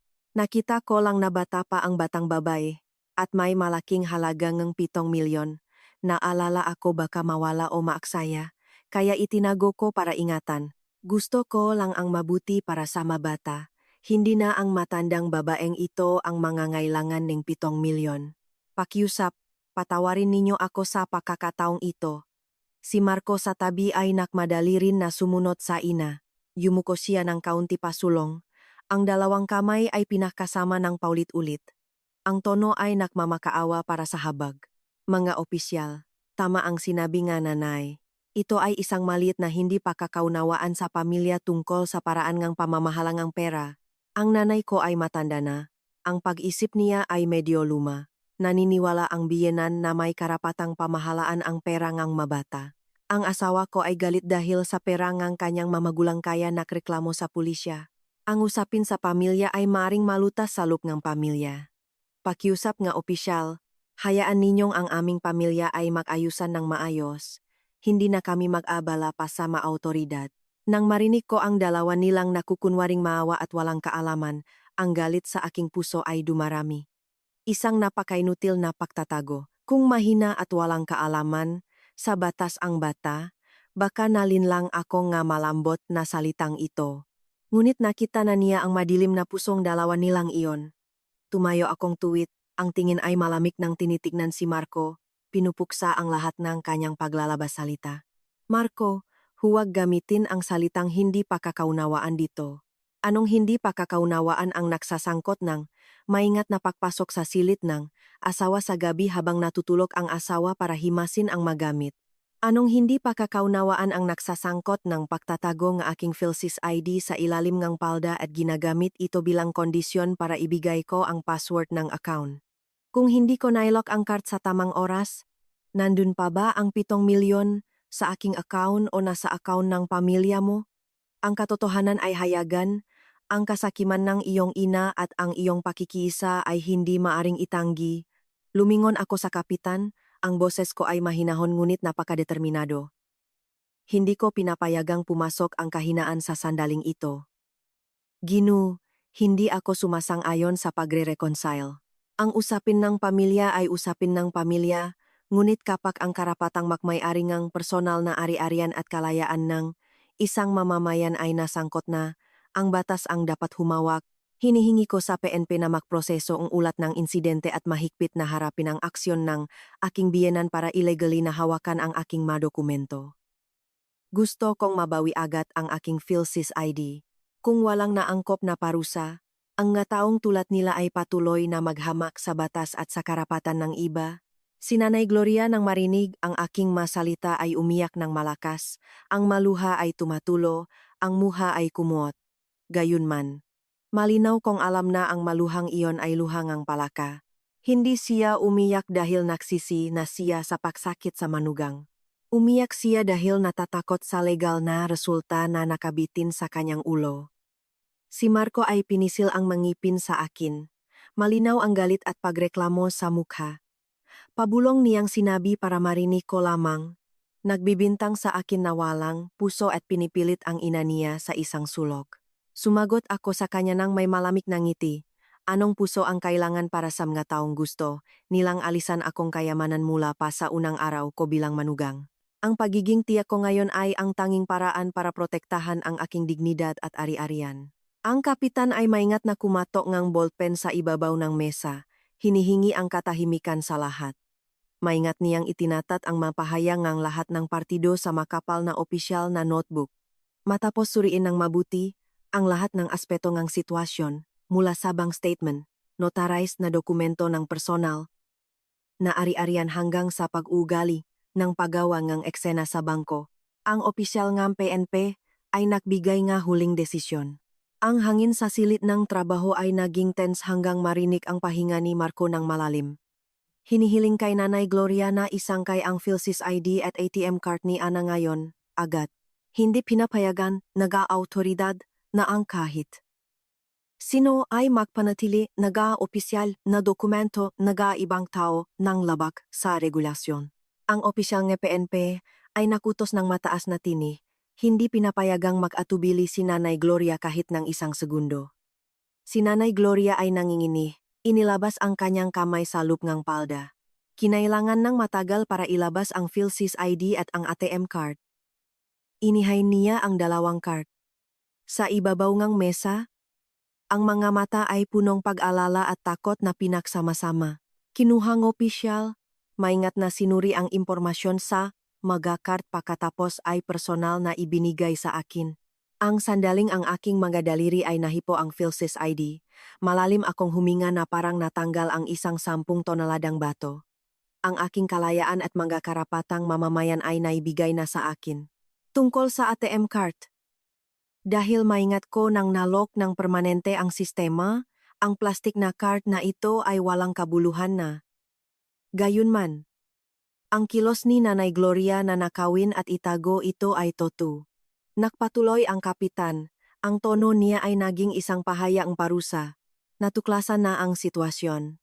Si Ana ay nagbigay ng ganap na dokumento na nakpapatunay ng personal na ari-ariang iyon. Babae, ang iyong pagpasok sa personal na espasyo ngang iyong manugang at pagkuha nga ATM card ay may katangian ng pagnanakaw. Higit pa rito, ang kilos mo na hawakan ang PhilSys ID ng isang tao ay isang seryosong paglabag sa RA 1155 na may mataas na parusa. Kabilang samgay sinalang aksyon ang fineng 10,000 piso para sa administrative violation at ang paglapat na administrative detention ng may 7 araw para sa pagiwas. Nang ang parirala na 7 araw na detensyon ay umaalinggaw-ngaw sa silit, ang mundo ay tila gumuho sa harapan ni Nanay Gloria. 7 araw na nakulong sa loop ng detention center para sa isang babaeng laging ipinagmamalaki ang kanyang mataas na pamilya at palaging humahamas sa iba ay isang sukdulang kahihiyan, isang dungis na hindi na maalis. Nagbukas siya ng bibig ng malawak, ang mga mata ay namutla at tinitingnan ang walang laman na espasyo. Ang labis na shock ay nagpahina sa kondisyon ng isang babaeng may kasaysayan ng alta presyon. Biglang inangat ni Nanay Gloria ang kanyang kamay para mahigpit na hawakan ang kanyang kaliwa niyang dibdib, humihinga ng mahirap. Ang mukha niya ay naging lila. Ang katawan ay natitiklop at bumaksak sa sahig sa gitnal ngang nagulat na lahat ng naroon. Si Marco ay nagpanikang sumigaw at tumakbo para suportahan ang ina. Nanay? Anong nangyayari? Maopisyal, tulungan ninyo ang nanay ko. Ang nanay ko ay may sakit sa puso at alta presyon. Nanay, gumising ka. Si Marco ay mahigpit na niyakap ang ina niya. Iniling-iling ang mga balikat ni Nanay Gloria, ngunit siya ay ganap na nawalan ng malay. Ang mga mata ay nakapikit, mahina ang pahinga. Ang hindi inaasahang sitwasyon ay nagbunsot sa mga opisyal ni PNP para mabilis na kumilos. Isang tao ay agad na tumawag sa dokusyuzonbir. Ang kapitan ay mabilis na inutusan. Si Marco na huwag igit ang leak ng damit ni Nanay Gloria. Inihiga ang biyenan ng patagilit sa sahig para matiyak ang airway. Ang hangin sa loob ng presinct ay naging magulo sa mga sigaw ng isa't isa at mabibigat na hakbang na tumatakbo. Nakatayo akong ilang hakbang sa malayo, tahimik na pinanot ang lahat. Ang aking puso ay walang laman, hindi masaya at hindi rin naawa. Ang pinagdadaanan ng biyenan ay ang hindi maiwasang resultang walang hanggang kasakiman at kasamaan na sarili niyang itinubo. Ang batas ay walang emosyon ngunit patas. Kung ang nanay ay hindi nagplano para nakawin ang pawis at dugo ng aking mga magulang. Kung hindi niya pinilit ako sa isang sulok. Ngayon siya ay magiging isang iginagalang na biyenan. Ang tuno ng ambulansya ay umaalingaw-ngaw mula sa malayo. Bawat iglap ay lalapit na. Nagdadala ng katapusan sa nakakahiyang eksena ng hindi matagumpay na paghahari ng pamilya ng asawa. Ang sirenang sasakyan ng emergency ay malakas na umaalingaw-ngaw pagkatapos ay tumigil sa harapan ng precinct. Ang mga medikal na kawani na may stretcher ay nakmadaling pumasok. Mabilis silang nakbigay nga first aid kay Nanay Gloria at sinuri ang presyon ngang dugo at tinapik ang puso pagkatapos ay agad na inangat siya sa stretcher at inilabas. Si Marco ay mabilis na sumunod sa tabi, Ang mukha niya ay puno ng pawis at luha. Bago sumakay sa ambulansya, lumingon siya ng bigla at tinitignan ako. Ang mga mata niya ay namumula. Sa matinding put, nginipit niya ang mangipin at itinuro ang kanyang kamay sa akin. Malakas na nagpahayag na kung ang nanay niya ay makaroon ng anumang masamang mangyayari, hindi siya magpapatawad sa akin kailanman. Nakatayo akong walang gumalaw, sumagot sa banta ng tahimik at malamig. Ang aking puso ay ganap na naging malamig para sa lalaking ito. Pagkatapos mawala ang ambulansya, tinitiknan ko ang isang ulap ng abo, bumalik ako sa mesa ng pulis. Kalmado kong kinuha ang ballpen. Malinaw na nilagdaan ang aking pangalan sa pahayag at resibo ng ari-arian. Pagkatapos ng lahat ng legal na proseso, magalang akong nagpasalamat sa mga opisyal ng PNP na tumulong para protektahan ang aking karapatan. Lumabas ako sa pintuan ng precinct, malalim na huminga ng sariwang hangin ng tanghaling Manila. Ang langit ngayon ay malinaw na asul. Walang ulap, ganap na kabaliktaran ng kalungkutan sa kasal na nagsimula palang 5 oras na ang nakakaraan. Kinuha ko ang cellphone. Binuksan ang ride-hailing app at nag-order ng sasakyan para diretso pumunta sa bahay na makitid na kalye sa Sampaloc. Wala akong obligasyon o pakmamahal para tumakbo sa ospital para alagaan ang babaeng plano nilang agawin ang aking ari-arian. Ang kailangan ko ngayong gawin ay linisin ang lahat ng aking gamit at umalis doon nang mabilis hanggat maari. Ang sasakyan ay tumigil sa simulang kalye. Mabilis akong lumakat papasok sa bahay. Ang bahay ay tahimik. Ang lahat ng pinto at bintana ay nakabukas pa rin tulad ng iniwan namin. Diretso akong pumunta sa silid ng bagong kasal sa ikalawang palapak.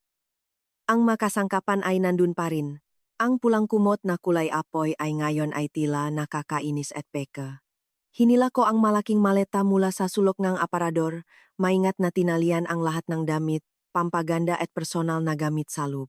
Hindi ko nalimutang tipunin ang lahat ng alahas mula sa dote, kasama ang gintong, kuwintas na maingat na inilagay, sabak na nakadikit sa katawan. Tiningnan ang silid ng isang beses pa, naramdaman ko ang labis na kaginhawahan. Wala akong dala mula sa mga gamit ng pamilya nga asawa, at hindi rin nag-iwan ng kahit anong pag-aari ko. Inilagay ko ang pinaksamang susing bahay sa tokador, hinila ang maleta at lumabas sa pinto at naklok ng silid.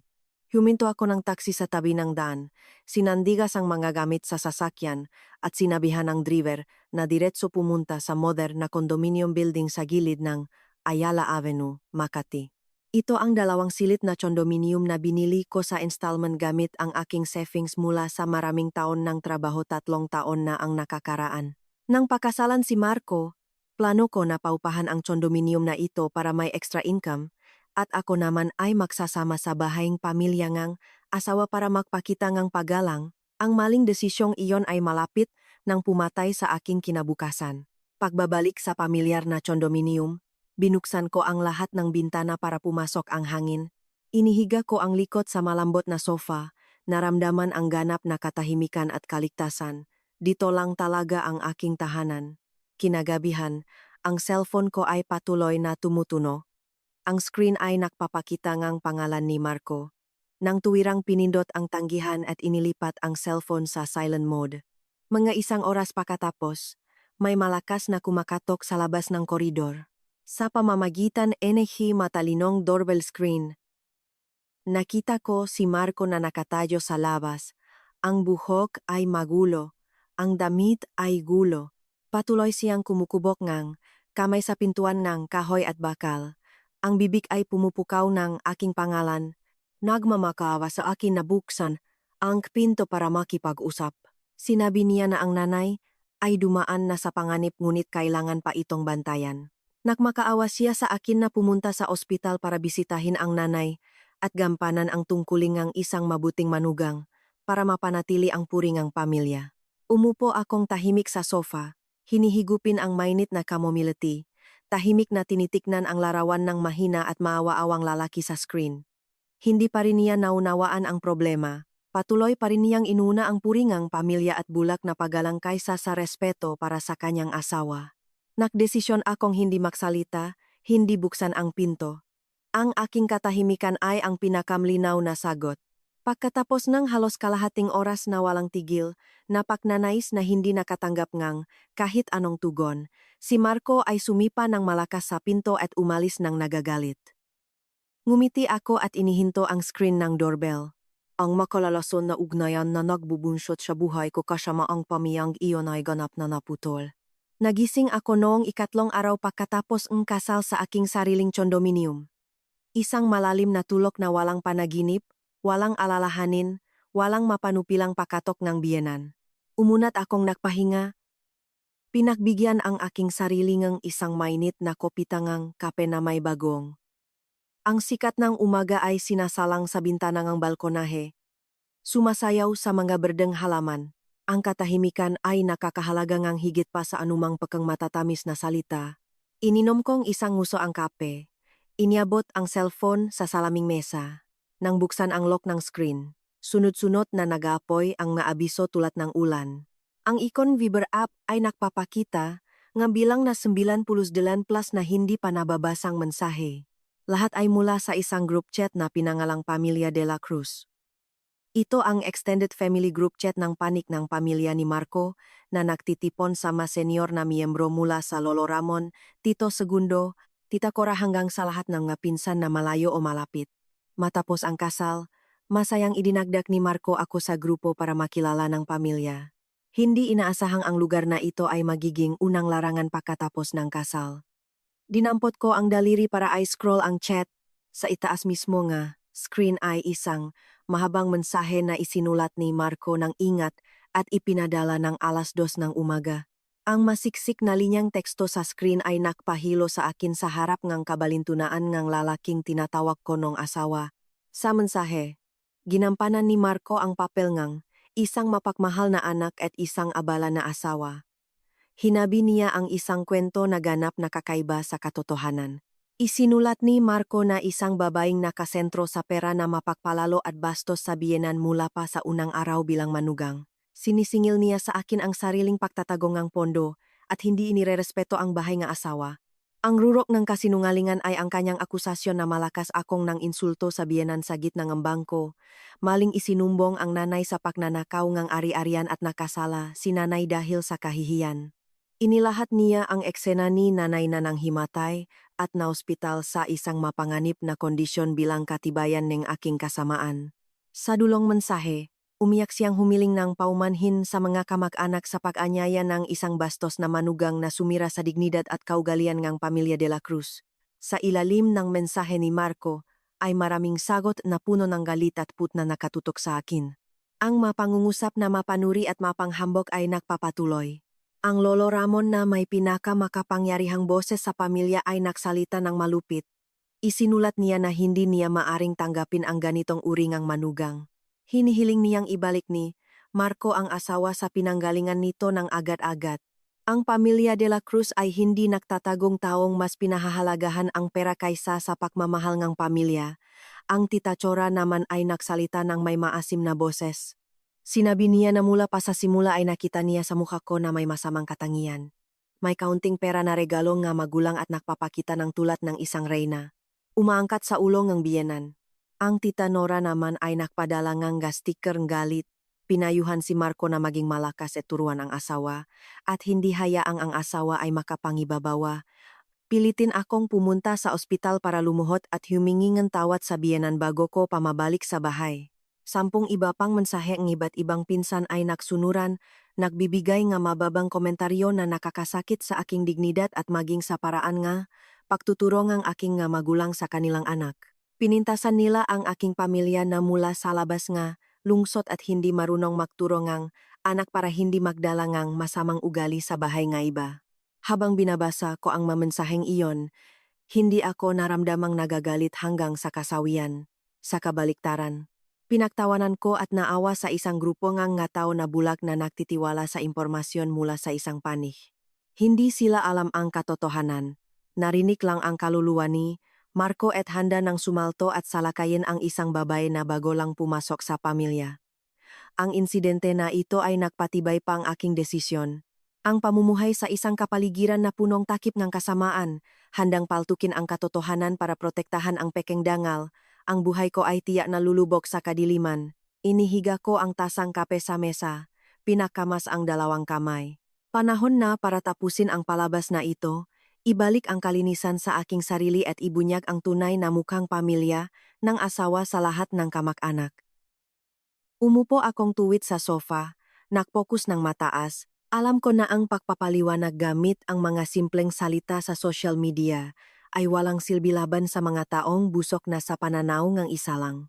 Ang tanging paraan para isara ang bibig ng hypocrite ay ang paggamit ng konkretong ebidensya. Binuksan ko ang photo library sa cellphone, pinili ang pinakamahalagang mga dokumento na maingat na kinuha ko sa labas ng precinct kahapon.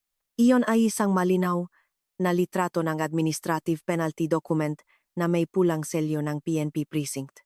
Sa dokumento ay malinaw at tiyak na nakasulat ang buong pangalan ni Gloria de la Cruz.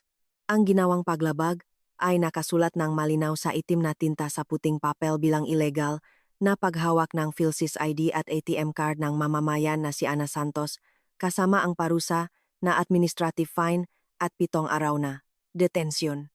Ito ang pinakamalakas na legal na ebidensya na hindi maaring itanggi ng sinuman. Kasama ito, nakaatak ang larawan ng bank statement na nagpapatunay ng lehitimong pinakmulan ng 7 milyong piso na ibinigay ng aking nga magulang bago ngang kasal. Na-upload ko ang dalawang larawang iyon sa Pamilya de la Cruz group chat. Pagkatapos ay nagsimulang bumuong ang isang mensahe na sumasagot. Ang aking masalita ay napakamatalas, malinaw, walang paliko, tama ang paggalang ngunit determinadong hindi umatras. Ipinadala ko ang mensahe sa malolo, tita, tito sa pamilya. Pinatunayan ko ang katotohanan na ganap na kabaliktaran ng sinabi ni Marco. Ang 7 milyong piso ay pawis at dugo ngang aking nanay at tatay habang buhay nila. Kailangan nilang ipagbili ang kalahatingang kanilang lupa para ibigay sa akin bilang punong kapital. Ito ay ganap na ari-arian ko bago ang kasal. Ngunit sa susunod na umaga lang pagkatapos ang kasal, ang aking biyenan ay maingat na pumasok sa aming silid, hinahalukay ang aming nga gamit at ninakaw ang ATM card. Mas halatang iyon pa. Itinago pa niya ang aking PhilSys ID.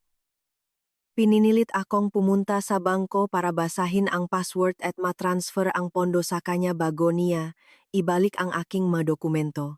Ang kanyang nanghimatay at na-ospital ay hindi dahil sa aking pag-insulto kundi dahil sa kanyang sobrang pagkagulat. Nang marinig ang administrative penalty at 7 araw na detention mula sa PNP dahil sa kanyang sariling paglabag sa batas. Ang mga larawan na ipinadala ko ay ang pinakamalinaw na legal na ebidensya. Hilingin ko sa mga nakatatanda sa pamilya na maingat na suriin bago magsalita ngang masama tungkol sa aking dignidad at sa dignidad ng aking pamilya. Kaagad pagkapadala ngang mensahe. Ang dalawang larawan ay lumitaw sa screen. Ang nakaingay na group chat ay biglang natahimik tulad ng isang puntot, wala nang sinuman ang nakpadala ng kahit anong komentaryo. CCO po na. Ang bilang nakakita sa mensahe ay patuloy na tumataas. Nakita ni Lolo Ramon, ni Tita Chora, ni Tita Nora. Lahat sila ay nakabasa, nakita ang hindi maaring itanggal na ebidensya. Ang katotohanan ay buong-buo na pumalo sa mukha nga nagsisisipa sa akin kanina. Tiyak ngayon na nagtatawagan sila ng maingay kay Marco para tanungin kung anong kahiyahiyang bagay ang nangyari. Isang biyenang nagnakaw nga ari-arian ngang manugang na naparusahan ngang PNP ang tunay na kadahilanan ng kahihiyan para sa angkang dating nagpapakita ngang kabaitan at dangal. Habang ang group chat ng pamilya ngang asawa ay sumisit sa katahimikan, ang cellphone ko ay umuga. Isang tawag mula sa aking nanay. Tiyak na narinig na ng nanay ang balita o may nagulat sa kanya. Malalim akong huminga, pinindot ang sagutin. Sa sandaling kumonekta, ang boses ng nanay ko ay malakas at puno ngang pagkagulat at habag. Ana, bakit ka nakaganyan? May nangyari sa pera? Binalian ka ba ngang pamilya ngang asawa? Magpapadala kami ngang taksi para pumunta sa Maynila ngayon. Kailangan naming makipag-usap ng maayos. Hindi namin hahayaan ang mataong lumait sa aming anak. Ang tining nga aking tatay ay malakas na umalingaw-ngaw sa telepono at sinabi niyang gagamitin niya ang kanyang baston para pumunta sa bahay ni Marco para makipagtalo. Nakiramdam ang puso ko. Sa gitna ng bagyo, ang pamilya ko ang pinakaligtas na daungan, ang mataong handang magtanggol sa akin ng walang kondisyon. Sinubukan kong kontrolin ang emosyon, maingat na ipinaliwanag sa mamagulang para mabigyan ng katahimikan. Nanay, tatay, manahimik kayong dalawa at pakinggan muna ninyo ako. Lahat ng bagay ay naayos ko na. Ang 7 milyong piso na ibinigay ninyo sa akin ay protektado ng PNP at ng bangko, ligtas na. Ang mapang-akit na biyenan ko ay naparusahan ng pulisya at nasa ospital ngayon. Lumipat na rin ako sa aking kondominium sa Makati. Wala na akong ni isang segundo sa bahay na iyon. Manahan kayo at mag-ingat sa inyong kalusugan. Ang inyong anak na babae ay laki na, may sapat ng tapang para pangalagaan ang kanyang sarili. Walang makaapak sa akin. Sa ilang araw, ayusin ko ang lahat. At babalik ako sa probinsya para bisitahin kayo. Nang marinig akong malinaw at malakas, ang aking mamagulang ay huminga ng maginhawa, pinagbilinan akong maglok ng mabuting pinto at magingat sa paglalakad. Pagkatapos isara ang linya, tiningnan ko muli ang screen ng group chat ng pamilya, ng asawa na tahimik at walang sinumang naglakasloob na maksalita. Ang pakiramdam kagumpay ay hindi nakdulot ng kasiyahan kundi ng maluwag na pahilaga. Nalampasan ko na ang unang bagyo sa pamamagitan ng aking sariling katatagan at kaalaman. Ika-4 na araw pagkatapos ngang kasal, ang langit ng Maynila ay nagbibigay ng maliwanag na gintong liwanag na nagbababala ng isang bagong magandang araw. Nagising akong mas maaga kaysa karaniwan, maingat na pinaplansa ang aking navy blue na opisyal na damit, isinukle ang buhok at bahagyang naglagay ng makeup. Sa pagtingin sa aking sarili sa salamin, nakita ang isang independyente, may kumpiyansang babaeng puno ng lakas at determinasyon. Hinampas ko ang itim na leather briefcase na puno ng lahat ng aking personal na dokumento. Ebidensya ng bank statement at opisyal na record ng PNP at personal na nagmaneo patungo sa isang kilalang law office sa Padre Faura. Ang lugar na aming pinuntahan ay ang opisina ng Abogado David Reyes. Siya ay isang kilalang espesyalista sa larangan en kasal at pamilya at paglutas en pagtatalo sa ari-arian. Nakaschedule na ko ng araw na iyon. Nang pumasok sa opisina na may eleganteng espasyo at profesional na dekorasyong sala, ang aking pag-alala ay bahagyang bumaba. Magalang na inanyayahan akong sekretarya papasok sa pribadong silid ng trabaho ni Abogado Reyes. Siya ay isang lalaki na higit sa kanyang 40 taon. Suot ang isang gris na linen na suwet na maingat na tinahi. Ang mukha ay parisukat na nagpapakita ang katalinuhan at determinasyon. Pagkatapos formalidad, pakikipakamay, nagsimula akong ipaliwanag ang buong insidente ng detalyado at loikal hanggat maari. Ikinwento ko mula sa pagbebenta ng lupa ng aking mamagulang para sa 7 milyong pisong dote hanggang sa pagnanakaw ng biyenan ng ATM card, illegally na pagtatago ng PhilSys ID sa bahay, at ang rurok ng paggawang eksena at pagsamba at pagbibintang sa gitna ng bangko kasama ang opisyal na record ng PNP. Malinaw akong nakwento, walang nilaktawan na kahit anong maliit na detalye, at sabay na ibinigay ang lahat ng material at mga larawan para suriin ni Abogado Reyes. Binaliktat ni Abogado Reyes ang bawat pahina ng dokumento. Ang mga mata niya ay maingat na sumasaklaw sa bawat selyo ng korte, bawat pirma. Pagkatapos ng halos 15 minuto nga tahimik na pagbabasa nga file, ibinaba niya ang mga papel sa mesa. Tinitingnan ako ng may pagpapahalaga. Kailangan kong purihin ang inyong kalmado at ang napakamatalinong pamamahala ng sitwasyon. Ang mabilis na pag-lock ang account at pag-ulat sa PNP, sa sandaling nangyari ang insidente ay isang perpektong hakbang. Salamat dito, ang 7 milyong pisong ari-arian ninyo ay ganap na protektado. Batay sa dokumentasyong ibinigay ninyo, lalo na ang notarized na deed of donation bago ang petsa. Ang pagpaparehistro ang kasalatang bank statement ng daloy ng pondo. Ang halagang ito ay kinikilalangang batas bilang ganap na personal na ari-arian ninyo. Ang pamilya nga asawa ay walang anumang autoridad o kaunayan sa kayamanang ito. Nang marinig ang pahaya mula sa isang eksperto sa batas, malalim akong huminga ng may kaginhawahan. Ang pinakamalaking isyu tungkol sa ari-arian ay ganap ng nalutas. Gayunman, Abogado, ang kasalukuyan kong kagustuhan ay ang maglabas ng diborsyo ng mabilis hanggat maaari.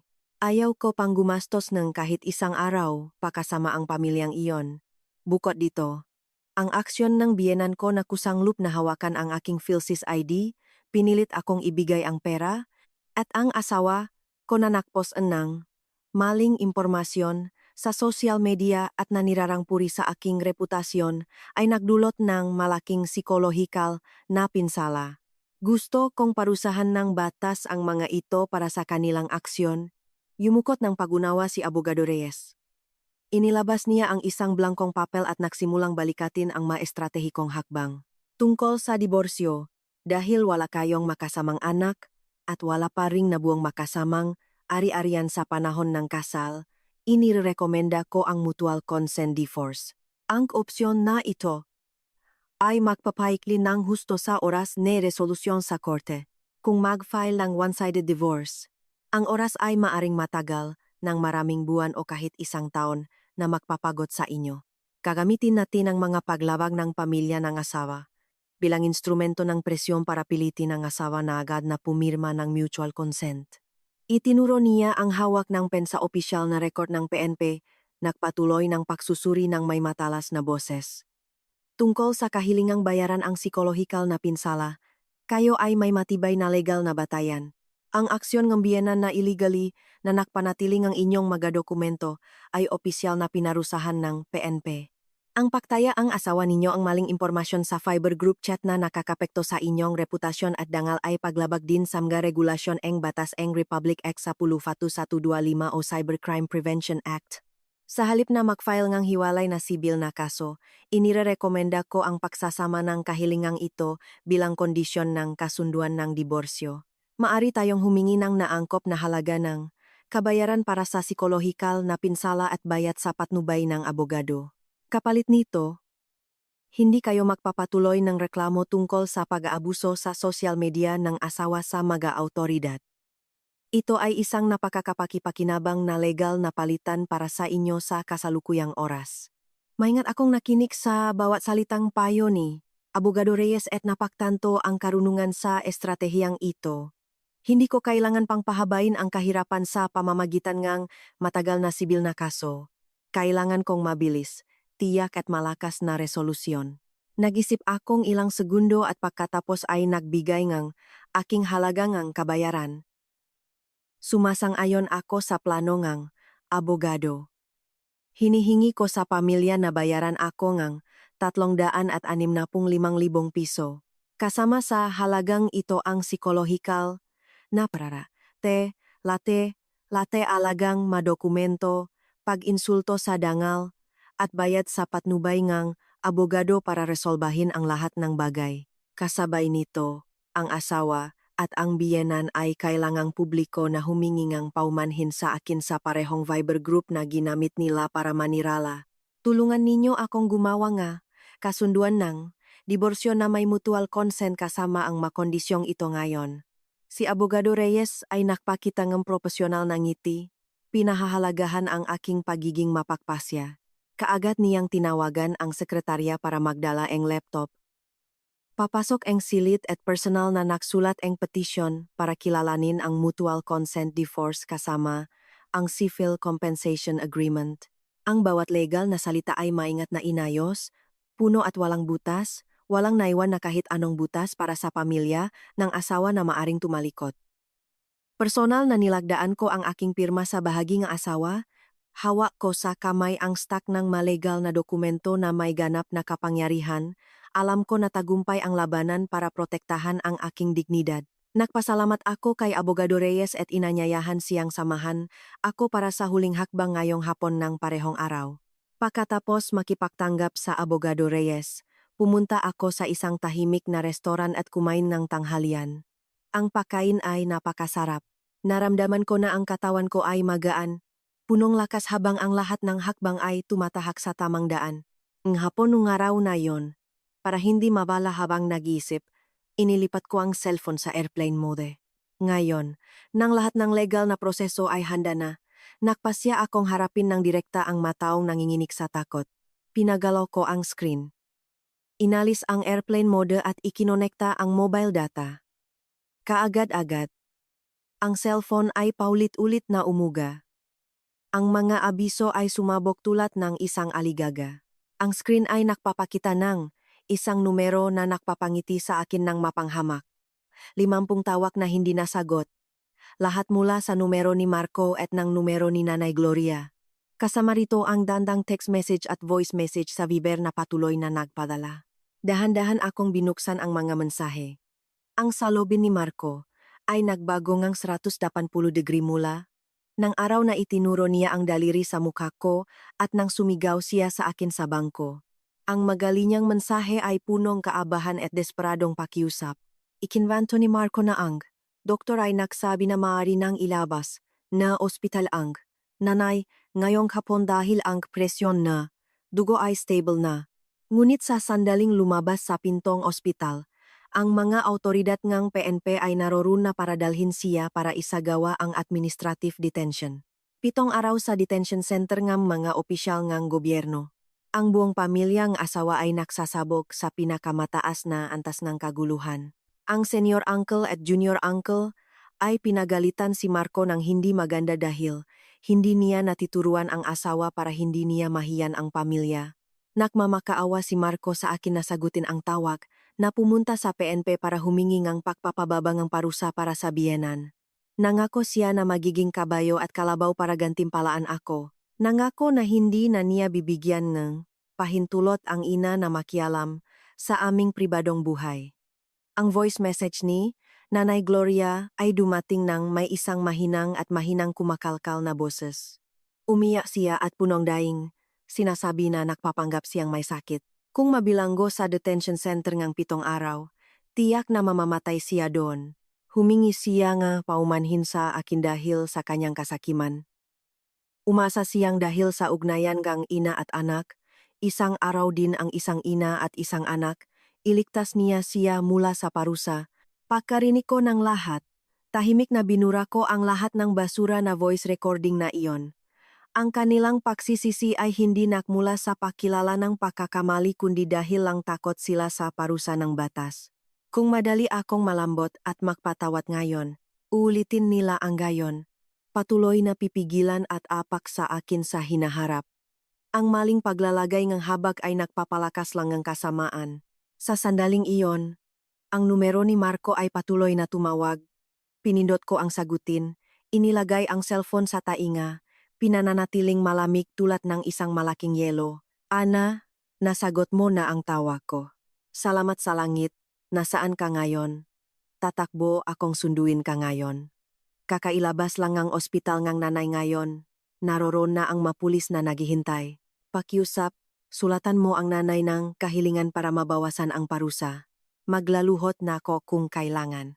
Ang boses ni Marco sa telepono ay nabago ng lubos, puno nakakalungkot na pag-iyak na kapansin-pansin. Hindi ko siya pinaganap ang umiyak ang kahit isang segundo pa. Direkta kong pinutol ang kanyang salita ng may isang matibay at malinaw na boses sa bawat salita. Marco, panahon na para manahimik ka at marinak ang sasabihin ko. Ang pagpaparusa sa nanay mo ang administrative penalty at 7 araw na detensyon ay desisyon ng gobyerno para sa paglabag ng karapatang libertad ng mamamayan. Kahit magsulat pa ako ng withdrawalong reklamo, hindi mababago ang utos ng detensyon. Ang gumawa ang kasalanan ay siyang magsusuffer ngang parusa. Ang batas ay hindi biro para kayo ay lumabagas. Kapag gusto at maghingilang ng tawad ay okay na. Ang pagiyak ni Marco sa kabilang dulo ay naging tahimik. Naunawaan niya na ang daan para iligtas ang nanay mula sa parusa ay ganap na nasara. Hindi ako nagtawag sa iyo para pag-usapan ang pagpapatawad. Tumatawag ako para ibigay ang aking huling desisyon tungkol sa aming kasal. Ako at si Abogado Reyes ay nakagawa ng lahat ng papel ng diborsyo. Ibibigay ko ang 4 na kondisyon. Kailangan mong isagawa ito ngayong hapon kung gusto mong matapos ang lahat ng maayos. Pakinggan mo. Malalim akong huminga. Malinaw na binabasa ang bawat kondisyon. Hindi pinapayagan ang kahit anong pakikipagnegosyo. Una, kailangan mong agad na pumirma sa mutual consent divorce form na inihanda ko. Ang paghahating ari-arian ay walang komplikasyon dahil wala tayong makasamang ari-arian.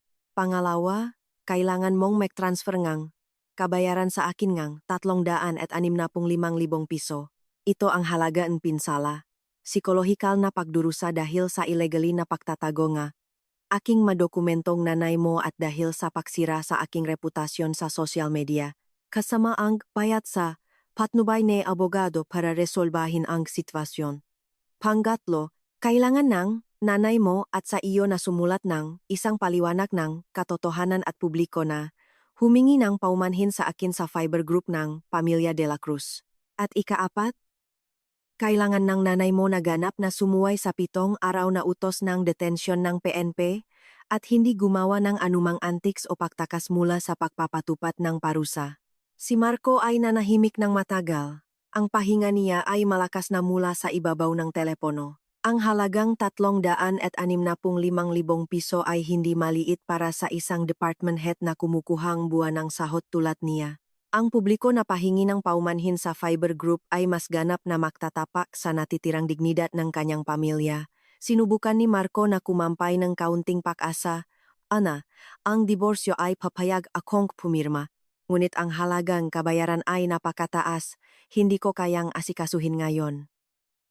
Bukod dito, ang pahinging paumanhin sa fiber group, maaari mo ba itong huwak na?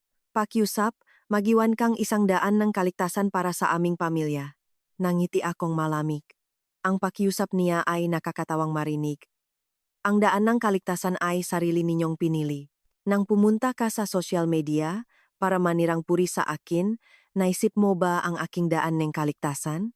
Nang hawakan ng nanay mo ang aking madokumento at subukang kontrolin ang 365,000 piso, naisip ba niya ang aking daan ng kaligtasan? Magbibigay ako sa iyong eksaktong 10 segundo para mag-isip. Kung sumasang-ayon ka, ako at si Abogado Reyes ay magdadala NGM nga papel diretso sa iyong silid sa ospital para makapirma ka.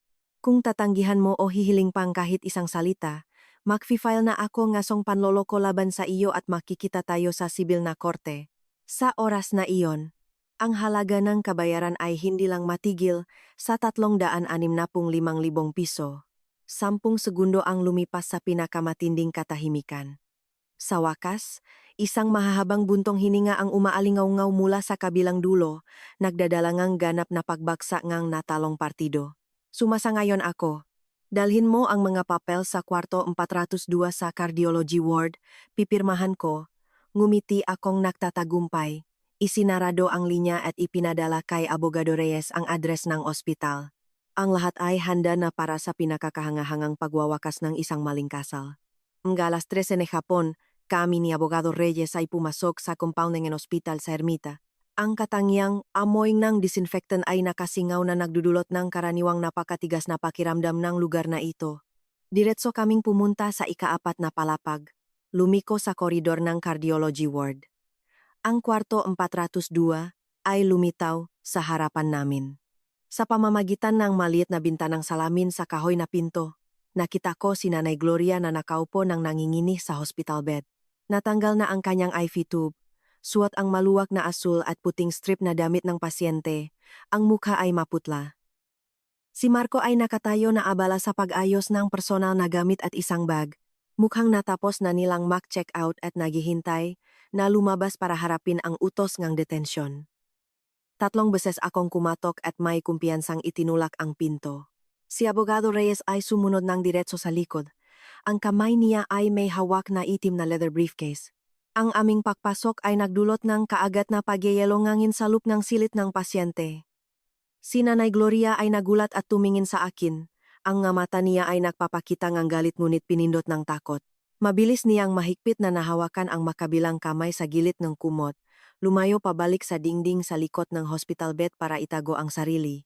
Si Marco ay tumigil sa pag-aayos ng gamit. Tumayo ng tuwid. Ang mukha ay kulay abo na walang kahit isang pata ng dugo. Lumakat si Abogado Reyes ng isang hakbang pasulong. Inilagay ang briefcase sa maliit na inox na mesa sa tabingang hospital bed. Nagsalita siya ng may mataas at profesional na boses, pinabasag ang katahimikan. Mayos na araw po, Marco, Nanay Gloria. Ako si Abogado David Reyes, legal na kinatawan ng interes ni Ana Santos sa pagtatalo ng ari-arian at paglutas ng diborsyo sa inyong pamilya. Ayon sa napag-usapan sa telepono kanina, nakdala kami ng kumpletong legal na dokumento rito, at hinihiling namin ang inyong kooperasyon para mabilis na malutas at maiwasan ang makaragdagang legal na komplikasyon. Pagkatapos nito, inilabas ni Abogado Reyes mula sa briefcase ang 3 kopya ng petisyon para kilalanin ang mutual consent divorce at ang civil compensation agreement. Maingat na inilatak niya ang mapapel sa ibabaw ng mesa, inilagay ang isang profesional na asul na ballpen ng mayo sa tabi. Itinuro niya ang malugar kung saan kailangan ng pirma, hiningi kay Marco na mabusaling basahin ang matuntunin bago pumirma. Lumapit si Marco, ang kamay niya ay bahagyang nangingini. Kinuha ang papel para basahin. Ang mga mata niya ay sumasaklaw sa mga malamig na salita tungkol sa pagtatapos ng relasyon ng mag-asawa, walang pagtatalo sa ari-arian, walang makasamang bata. Nang maabot ang kondisyon na sapilitang kabayaran ng 365,000 piso at publiko na pahinging ang paumanhin, ang sulok ng labi niya ay nakilos. Lumingon siya sa akin nang may tingin na puno ng sisi. Parang ako ay isang malupit na tao na nag-atake sa kanila sa isang sulok. Ana, gaano ka ba ang katigas ng puso para gawin ito? Ang praba ay mas mahalaga sa iyo kaysa sa pagmamahal ng mag-asawa? Inilabas ni Marco ang huling nakakaawa na mga salita. Tumindig akong may pagmamalaki. Tinitingnan ng diretso ang mahinang lalaki na iyon. Ang pagmamahal, ne mag-asawa ay hindi itinayo sa pagnanakaw, panlilinlang at panirala. Nang hawakan ng nanay mo ang aking PhilSys ID para sa pilitang palabasin mo ang 365,000 piso, namatay na ang pagmamahal ng mag-asawa sa pagitan natin. Ang 365,000 pisong ito ay presyo na kailangan ninyong bayaran para sa psikolohikal na pinsala at dangal na nagawa ninyo sa akin. Mag-transfer ng pera ngayon, pumirma sa form at gawin ang napakasunduan, at aalis na ako sa inyong buhay magpakailanman. Nang makita ang determinasyon na hindi magbabago, si Marco ay malalim na huminga at walang magawa. Alam niya na wala na siyang karapatang makipag-usap pa. Sa mahigpit na pagmamasid ni Abogado Reyes, binuksan ni Marco ang banking app sa cellphone. Nag-transfer siya ng 365,000 piso patungo sa aking personal na account. Ilang 10 segundo pagkatapos, ang cellphone sa aking bagay yumuga. Ang notification ng pagbabago ng balance ay nagpapakita ng kumpirmasyon ng kabayaran. Yumukot ako kay Abogado Reyes bilang senyal. Sumunod, kinuha ni Marco ang asul na ballpen, mabigat na nilagdaan ang kanyang pangalan sa bahagi ng asawa. Maingat niyang isinulat ang bawat titik sa kahihiyang pakiramdam. Pagkatapos, hinihingi ko kay Marco na isagawa ang ikatlong kondisyon. Buksan ang cellphone, pumasok sa fiber group ng pamilya at bumuo ng mensahe ng paumanhin na ayon sa napakasunduan. Gusto kong personal na pindutin ng asawa ang ipadala. Iniutos ko ng may matatah na boses. Nahihirapan si Marco na buksan ang Viber app. Sa gabay ng bawat salita ni Abogado Reyes, naktip si Marco ng isang paliwanag. Inatang niya ang pagkakamali na naktayo ng maling impormasyon na nirang puri sa akin.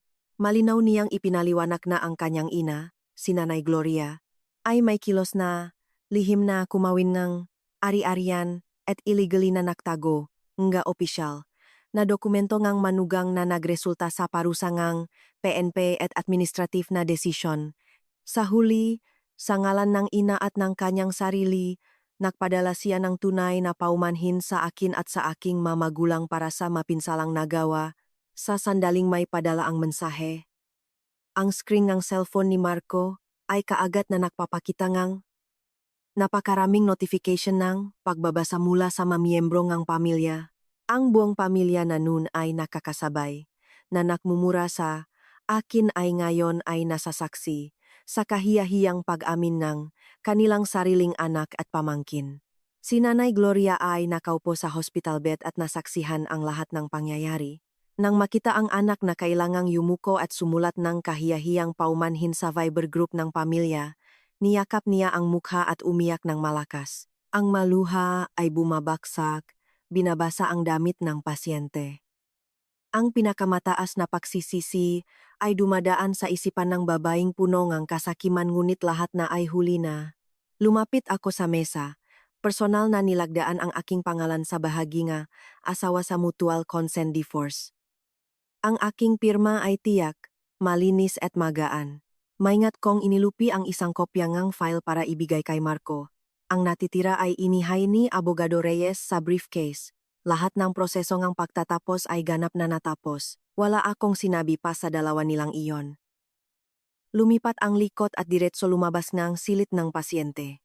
Ang pagiyak ni Nanay Gloria ay unti-unting naiwang sa likot, nagbibigay ngang daan para sa matibay na tunong nga aking mga hakbang sa koridor ngang ospital. Isang madilim na kabanata ngang buhay ay opisyal na natapos. Eksaktong 3 araw pagkatapos umalis sa ospital. Kami ni Marco ay dumating sa hukuman para makumpleto ang huling legal na proseso. Salamat sa mabuting paghahanda at mga profesional na koneksyon ni Abogado Reyes, ang aming mutual consent divorce file ay naisaalang-alangat na lutas ng may hindi kapani-paniwalang bilis. Walang pagtatalo sa ari-arian, walang masagabal tungkol sa mga bata, lahat ay napakamayos. Lumabas ngang pintuan ng hukuman. Hawak sa kamay ang desisyon na nakilala sa mutual consent divorce na may pulang selyo ngang hukuman. Malalim akong huminga ng sariwang hangin ng umaga ang Maynila. Ang hangin ay mahinahon na humihipo. Inilalayo ang nga nalalantang dahon na nahuhulok sa bangketa, kasama ang maalalahanin at putnang maaraw ng bagyo. Ang langit ay mataas at asul. Maliwanag ang gintong sikat ng araw, tulad ng pagtanggap ng muling, paksilang ng aking buhay. Tumingin ako kay Marco na nakatayo ng ilang hakbang ang layo. Mukhang lumuma siyang 10 taon. Ang buhok ay magulo, ang nga mata ay walang buhay na nakadikit sa aspalto. Mula pa ng hapon ng araw na iyon, si Nanay Gloria ay opisyal na dinala ng maautoridad mula sa ospital papunta sa detention center ngang police precinct para isagawa ang parusa ngang 7 araw na detention. Ang pangyayaring ito ay naging mainit na paksa sa buong maliit na komunidad nila. Ang dangal at dignidad ng pamilya ay walang habak na tinapakan. Pinintasan ng mga kamag-anak, kinukutya ng mga kapitbahay. Isang malaking psikolohikal na pasanin ang gumuguho sa mahina at walang gulugot na lalaki. Hindi ako natutuwa, ngunit kahit isang salitang awa ay wala ako. Ang bawat isa ay magbabayad sa kanyang maginawa. Ang batas at karma ay palaging patas. Dumaan kaming bawat isa sa isa't isa tulad ng 2 estranyo na hindi pa nakakilala, walang paalam, walang pag-akbay. Ang talingang kapalaran ay tunay na naputol ng habang buhay. Pagkaalis ng hukuman, sumakay akong taksi ng diretso sa pangunahing tanggapan ng bangko. Dun, ginawa ko ang proseso ngang pag-issue ngang bagong physical na card sa aking pangalan, hawak ang bagong card. Hinihingi ko sa teller na i-withdraw ang buong 7 milyong piso para gumawa ng isang 1-year time deposit account. Itinaas ko ang kulay malalim na pulang hardcover na passbook sa aking makamay. Nararamdaman ang init ng pagmamahal ng aking mamagulang na dumadaloy sa bawat dulo ng daliri. Ang kayamanan na pawis at dugo ng aming pamilya ay ganap na protektado. Ito ay magiging matibay na pundasyon para makagawa akong maliwanag na kinabukasan para sa aking sarili. Nga hapon nga araw na iyon, nagpasya akong gantimpalaan ang aking sarili ngang isang nararapat na regalo pagkatapos nga araw ngang pisikal at emosyonal na pagkapagod. Gumamit ako maliit na bahagi ngang 365,000 pisong kabayaran para pumunta sa isang malaking shopping mall, bumili ng ilang eleganteng damit at ilang mamahaling pampaganda. Pagkatapos nito ay nag-login ako sa personal na computer, tinanggap ang imbitasyon para sa trabaho mula sa isang internasyonal na media conglomerate na may punong opisina sa BGC. Ito ang posisyon ng project director na matagal ko nang pinapangarap ngunit isang beses ay plano ko nang isuko dahil naisip ko na kapag nakasawa na, kailangan kong mag-alaga ng pamilya ngang asawa. Ngayon ay wala nang kahit anong puwersa na maaring pigilan ang aking mga pakpak. Tatayo akong malakas at magliliwanag ng maningning sa aking sariling karera. Patuloy akong pumunta sa website ng airline para mag-book ng round-trip business class na tiket sa Boracay ngayong katapusan ng linggo. Gusto kong maglaan ng ilang araw sa tahimik ng puting buhangin at maliwanag na tubig para linisin ang kaluluwa at i-recharge ang bagong lakas. Nakatayo sa balkonahe ng aking condominium sa Makati, tinitingnan ang abalang daloyng masasakyan sa Ayala Avenue na nagmamadaling umuwi pagkatapos ngang isang araw ngang trabaho. Ang ilawng kalsada ay nagsisimulang mag-alaw. Nagpinta sa masayahing larawan ng lungsod. Ininom ko ngang isang nguso ang pula na alak, ngumiti ng may kasiyahan. Pagkatapos ang insidente ang buhay. napagtanto ko ang isang malalim na katotohanan. Ang modernong babae ay hindi ipinanganak para maging sakripisyo o bulag na nagtitiis sa makasal na mapang-alipin. Ang paggalang ay dapat itayo sa pundasyon ng pagkakapantay-pantay at tunay na pagmamahal. At higit sa lahat, dapat na matuto ang babae na mamuno sa pananalapi, na magbigay nga matatag na kaalaman sa batas. Kapag nakulong sa isang sulok, ang luha at pakiusap ay walang silbi. Ang pagiging malakas at paggamit ng batas bilang sandata ay ang tanging maaring nagpoprotekta sa sarili, nagpaparusa sa kasamaan, at nagbubukas ng isang marangal at malayaing buhay. Ang kwento ay nagtatapos dito. Maraming salamat sa lahat na naglaan ng oras na makinig at sumama sa kwentong ito. Kung nakita ninyo doon ang hitsura ng inyong sarili, manahan sa channel, pindutin ang subscribe para patuloy na subaybayan ang nga kwento eng tunay na buhay at pang-araw-araw na karanasan na puno eng aral sa nga susunod na kabanata.